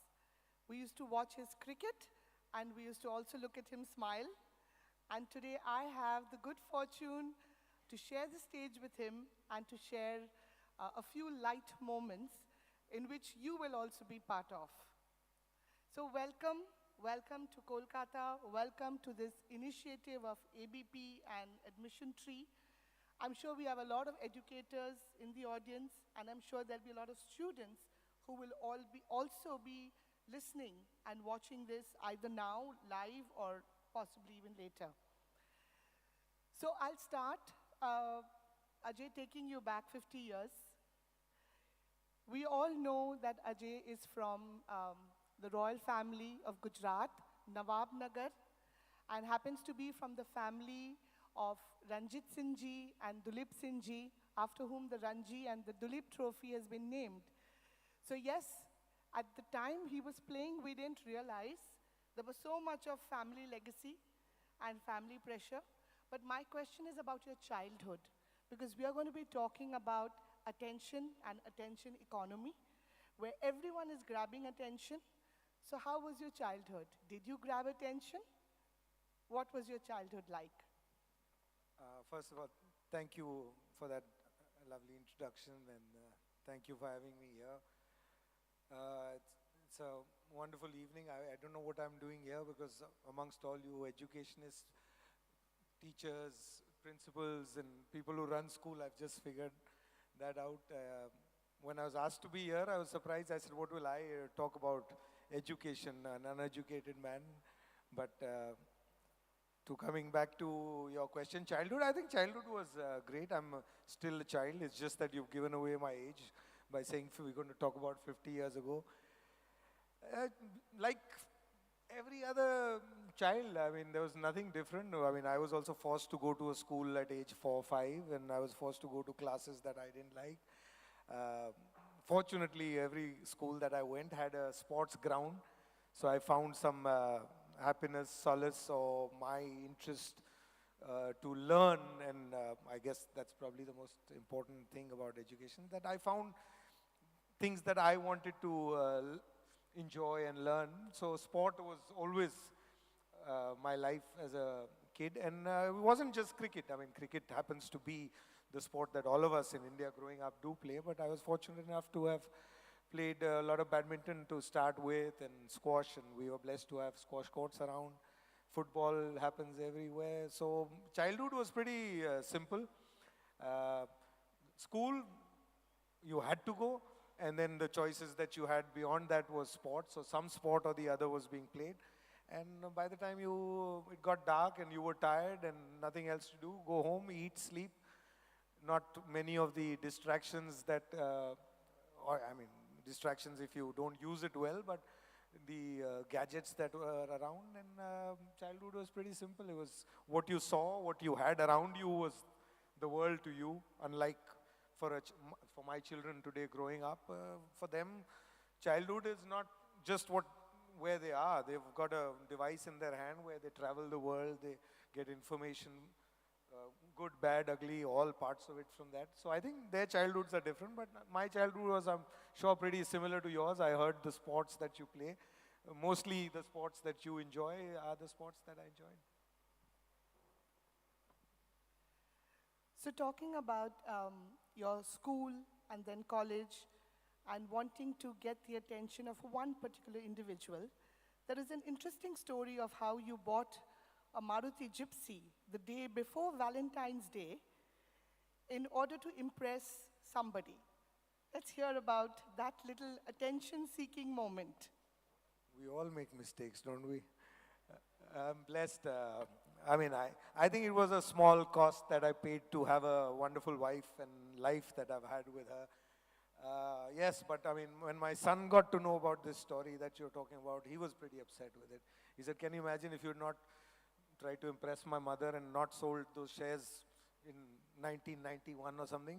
You know, imagine what I could have done with it. So, but I think it's a small price you pay. I think for every decision that you make.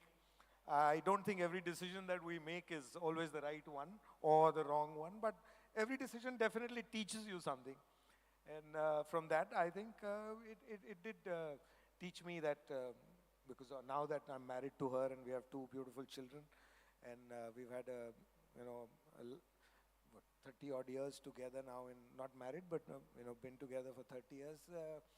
I think it was a very small price that I paid, but I definitely think there are moments to be lived and enjoyed at a certain stage of their lives, and I don't ever look back and, like my son who regrets that decision that I made, I think I don't regret that decision at all. And I think, and I mean, I'd say I'm probably blessed to have something to, probably trade it for another thing.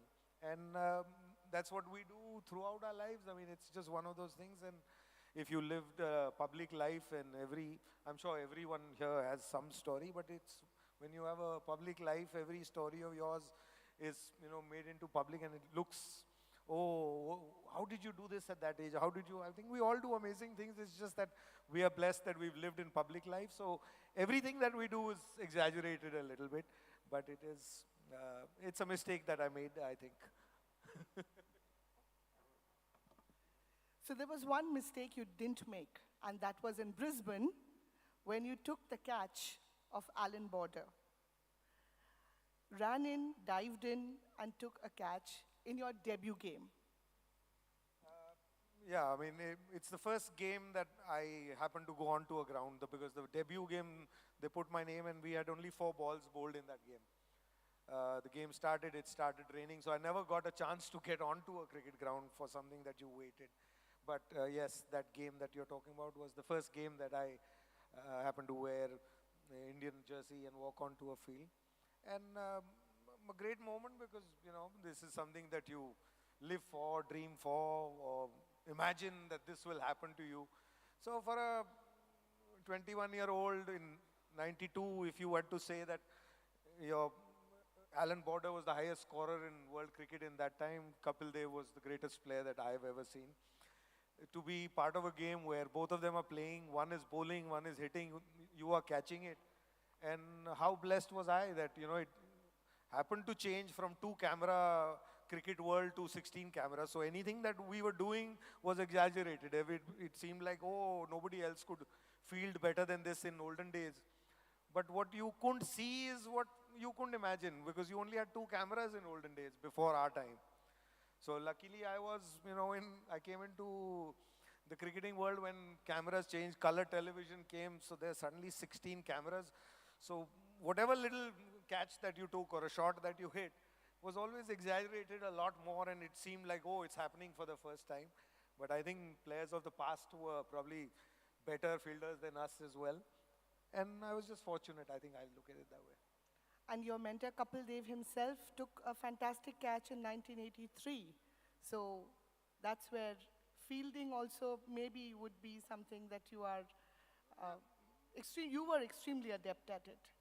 Yeah, I mean, this catch that you're talking about, Kapil Paji took, I mean, if there was Gautam Gambhir here, he would say, ek catch ne thodi World Cup jita hai.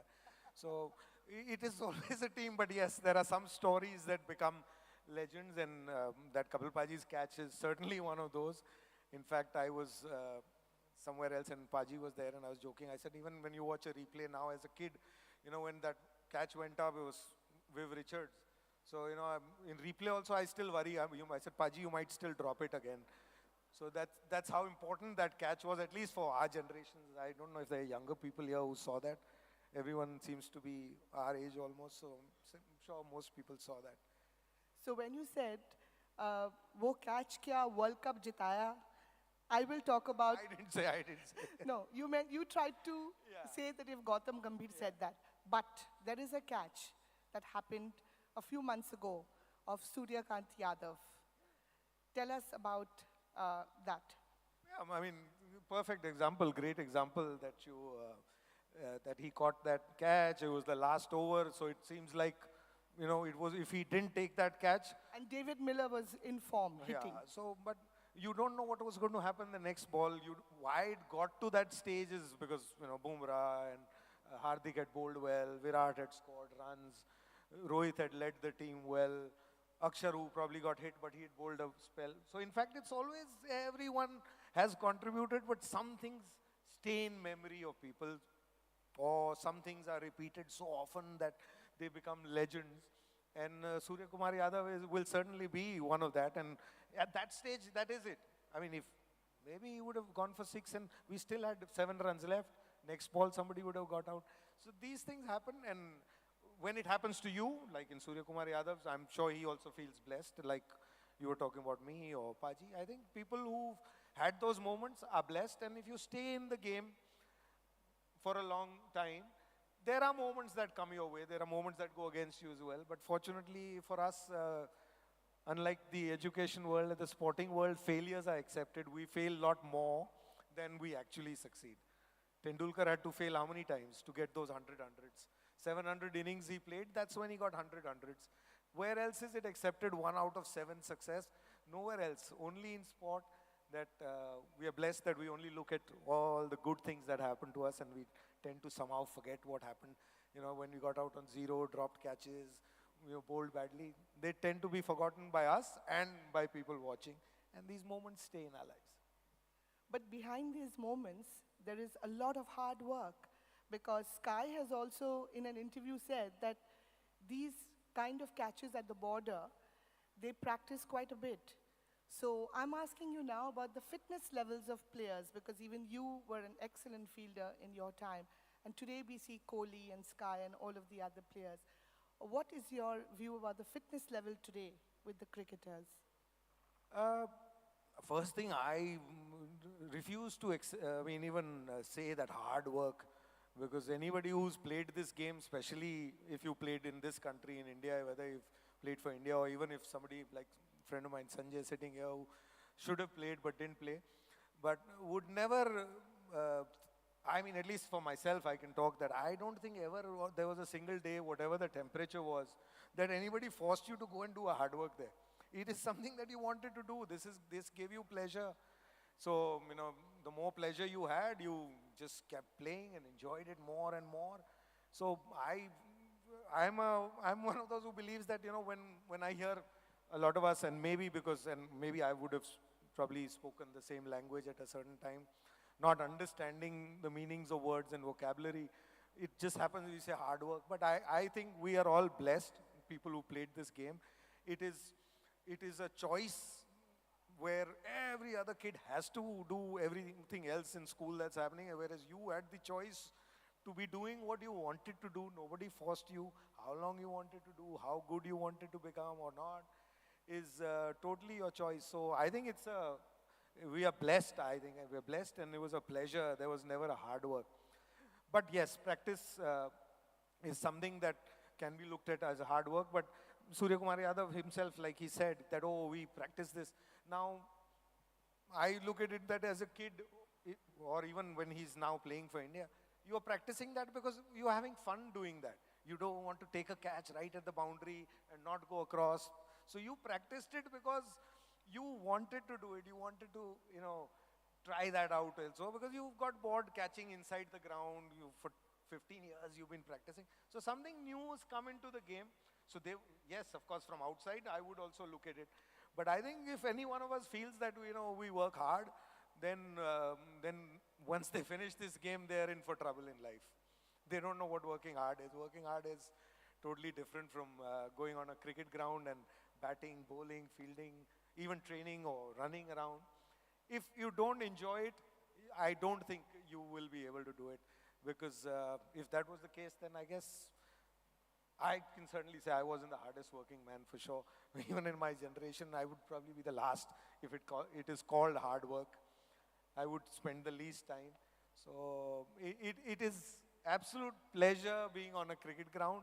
There is no word as hard work, but the more pleasure you have, or like we were talking earlier there to one of the questions that I answered when they said, how do you get somebody's interest? I said, if somebody doesn't want to learn something new or add something, or there is no way you can force somebody to do it. The attention won't stay for that long. So Surya Kumar Yadav's done those catches because he still wanted to do it, and that's how he's got better. But you also said something very important, which is the sports arena allows you to accept failure and to practice and come back. But in the education sector, this is something that we have not yet mastered. So with the entire audience full of educationists, what message will you give us about how to help our children embrace failure and come out of it? For sport? For general education, because when children fail, we keep hearing about how they commit suicide, or there are a lot of negativity around it. How can our educators help bring in that same sports mantra that even after you fail 7 times, you can still succeed? I don't know if I could, give you all educators here who run institutes any advice on that. But yes, I mean, my personal feeling is that growing up or even today, that I think sport is probably the only place where failures are accepted, because it is part of the system right from day one. Whereas in school, at least whatever little that I know, I think failure is considered not accepted. I mean, it's just not accepted. You can't fail. Whether it's class 1, class 5, class 10 or whatever exam it was or whatever test that you had. Unfortunately, I'm not an educated man. I'm not, educated in sense of going to universities and having PhD or anything. But I feel from a sporting point of view, all I can say is that education is almost a must, or it's almost become like a tool to find the next profession that you are going towards. It's almost like that. Whereas with sport, yes, it is also, everyone who plays wants to play cricket, at least in India, or football, want to play wherever. But that's not the only thing. The journey is probably what keeps each one of us going. I mean, we have very few blessed who played. In 70 years, we've got 300 odd players who played for India. You'll find 300 kids in one colony playing. Millions of kids are playing. But each one of them is living that life of cricket, whether it's colony, school team, class team, district team, state team, wherever they are. There is education happening all the time. So you're failing also, you're not getting anywhere, but you are still getting you're learning to play with teammates that you may not like, you may not get along, you may have a fight. It teaches you that about life. You have a bad day, but your team wins. Or you have a good day, your team loses. Your best friend has not had a good day, you had the best day. You are sharing a room, how do you manage that? So it just, I think that is also education. I may be totally wrong, please correct me if I'm going beyond my brief. But that is also a certain kind of education, and it's an education by choice. It's a choice, it's a subject that I want to learn. It's a subject that I want to get better at. It is a craft, or you can look at it as craft I want to, master, or I want to get better. Whereas at school, you have to do class 1, 2, 3, 4, 5. This is the only syllabus. And if you write different answer from the other, it is not accepted. Whereas in cricket, Tendulkar and Saurav Ganguly, great players, totally different. Approaches are different, styles are different, but accepted. Because, and in greatness, I'm not talking of people who fail. So, there is a big, difference. And maybe I'm from outside, so maybe because it's not easy for an institute to have 10 subjects at class 5 for people and have different, periods for at the same time. I understand that. Plus, all of you in education probably have a policy that comes from the government. So you may wish to do something different, but you can't. Because otherwise you won't be recognized. With sport, the advantage is that it's only the people who, got off that path are the great ones. Tendulkar was somebody who, I'm now going technical, but so the syllabus was not to hold the bat where Tendulkar held the bat from. He broke the syllabus, that's why he played differently from the others. Anil Kumble is totally out of syllabus, that's why he achieved what, not just that, there are many aspects in all that. So I think sport allows that, not just the player, the game and the system also appreciates people who go outside that boundary. Whereas in school, even I, as a young man, I also felt that, it was always about staying in the boundary or stay in this boundary. Acha, even if you can't do this, acha, itna karke to chalo. The other difference is that there is no itna karke chalo in sport. There is, there's no fail and pass, but pass is what you're looking at. There is no end to that, and there is no fail. It's only learning. You got out this way, you do this way. So as a child growing up, when you start fearing to fail, or you doing something because you've been told, mom has sent me to this school, I have to do this, I have to do this subject. Naturally, I was hearing about the attention. How will the attention be there? Whereas you want to make something, you want to create something, you want to learn something, you will go to YouTube also and find 50 things. You'll keep watching it again and again. Kids who are playing cricket these days, they probably don't spend as much time on the ground because whatever the reason, but they probably spend time on some YouTube watching cricketers. Acha, ye aise khelta hai, wo aise khelta hai. Don't even need to, wo attention ki shortage wahan nahi hogi. If there is a desire to learn, there can never be shortage of attention because it comes from within. It could be anything. It could be guitar, and I'm sure there are kids in school who are wanting to excel at, the subjects and certain kind of subject. They will never feel bored. My daughter never leaves that book. My son and I are not readers. My wife is and they both read. And this daughter of mine, even on a swing, will have a book. And we used to tell our son, look at your sister. Why don't you also read some? But as parents, you also learn as you grow older, and they're two different human beings. One enjoys the book, one enjoys being out there playing football. If you force him to go to something else, he will go, but he'll go to please me or his mother. But on the other side, she's opposite. She'll come up with something, I don't know where she finds out, oh, there's this author who's come to Delhi, can I go and meet and see? Because she reads that. So if I want her to go and play golf, that is a task for me then, because it wasn't natural to her. But because we as a family, or me as a useless man only around sport, dragged her along enough times for her to also now say, acha chalo, at least she plays it. Otherwise, she's not one of those who would have ever gone. So that's my feeling about if there is something that, if I had to put it and tell you or people who are educating, is I think you got to let them fail. You got to let them explore. You got to let them find what they want to learn and not tell them what they should do. As a parent, I also do it to my child, and I understand as an institution you're running. But deep down, I feel that when a child is told what to do, it doesn't work. When the child comes and tells you what is it that they want to do, and why do we stop children? Because they're going to fail.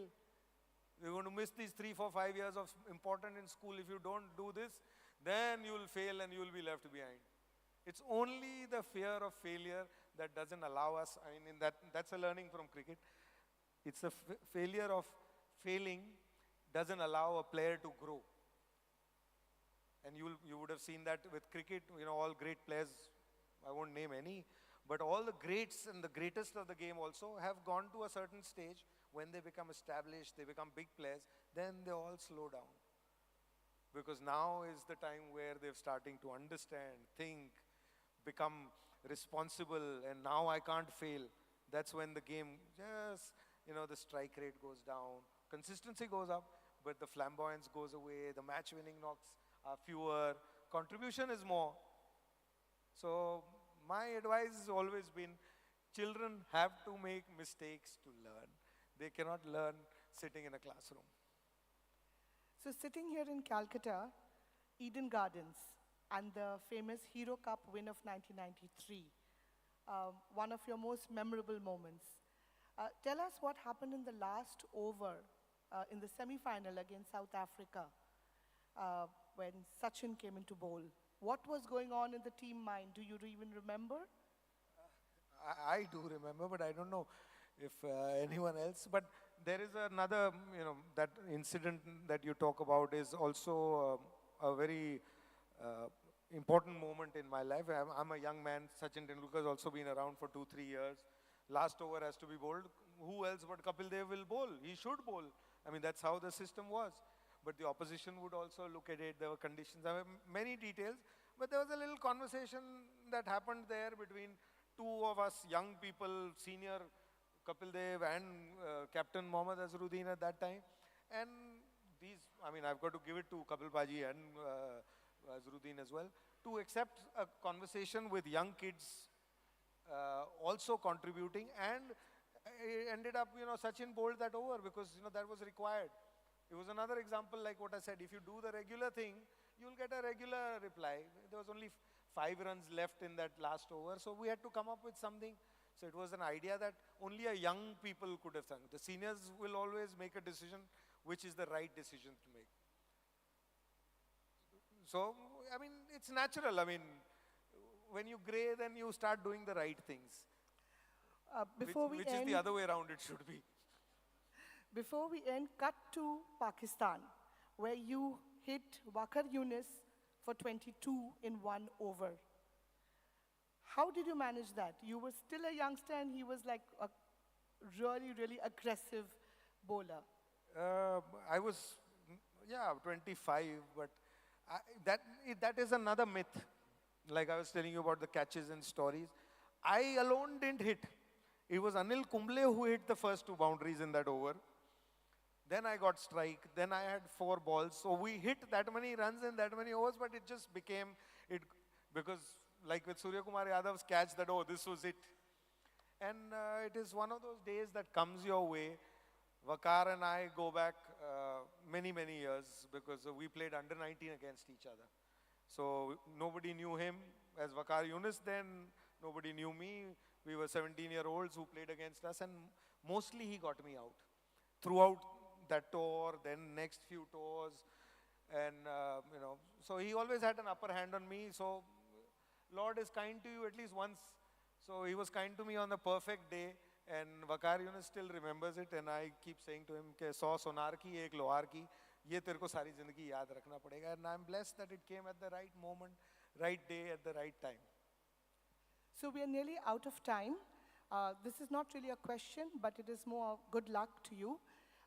We all know that Ajay Jadeja is now coaching the Afghanistan team and did really well in the World Cup.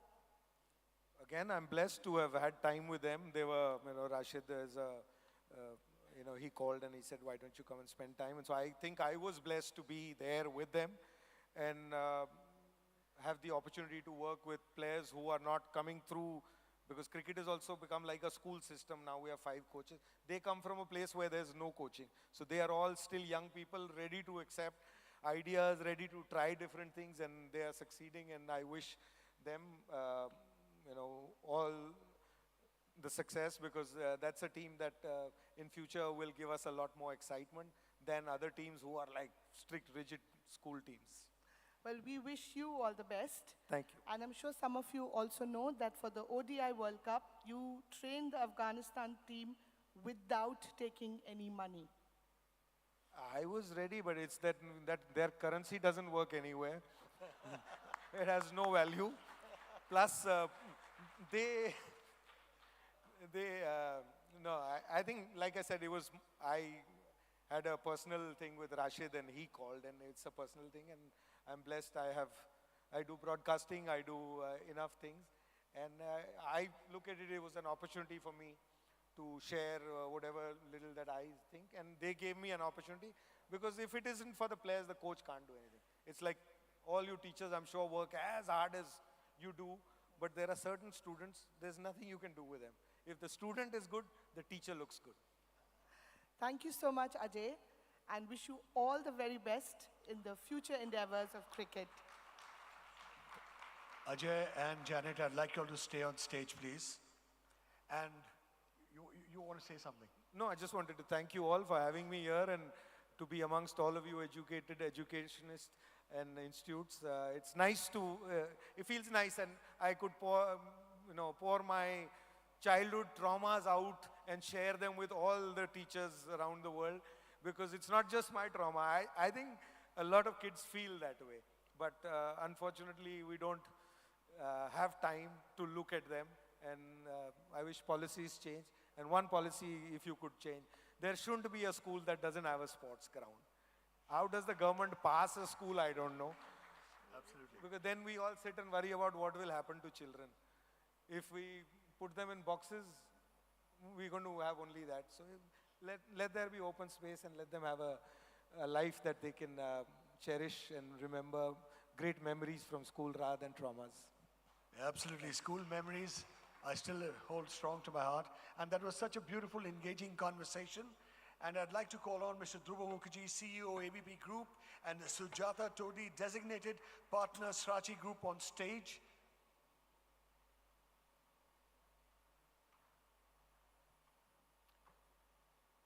Ladies and gentlemen, I think this has been a lovely conversation. So they truly deserve a big hand. And I would request Ms. Sujata Todi to kindly facilitate Janet Gasper. And request Mr. Dhruva Mukherjee, CEO, ABP Group, to kindly facilitate Mr. Ajay Jadeja.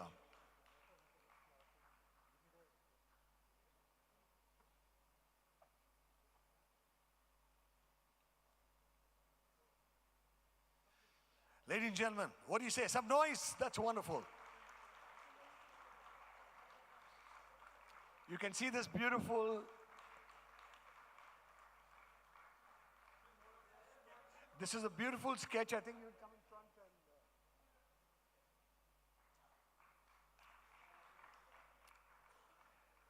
and we have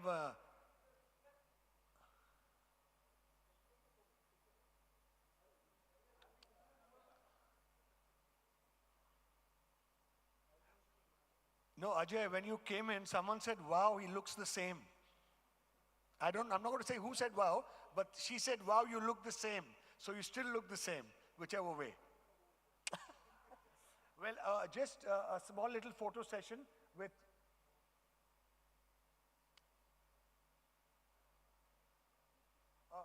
we can have a small little photo session with all four of you all, please.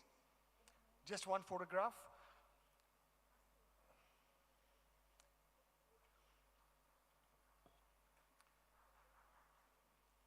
Well, thank you so much. It's been so wonderful. And I would request Mr. Jadeja and CEO to kindly stay on stage.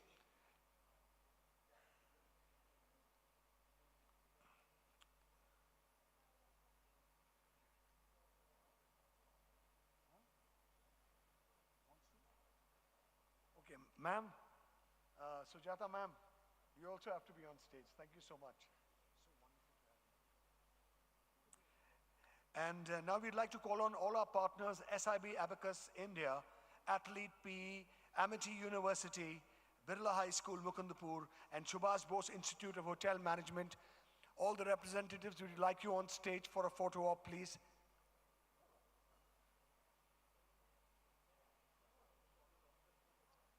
Once again, I'd like to call all our partners, SIP Abacus India, Athlete PE, Amity University, Birla High School, Mukundpur, and Subhash Bose Institute of Hotel Management. All the representatives on stage for a small little photo op.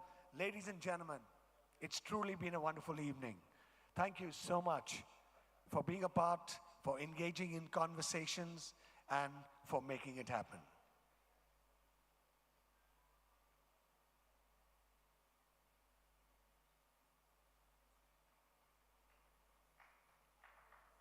Ladies and gentlemen, now we'll have a felicitation of all our partners and sponsors by the CEO, Group CEO of ABP, Mr. Dhruva Mukherjee.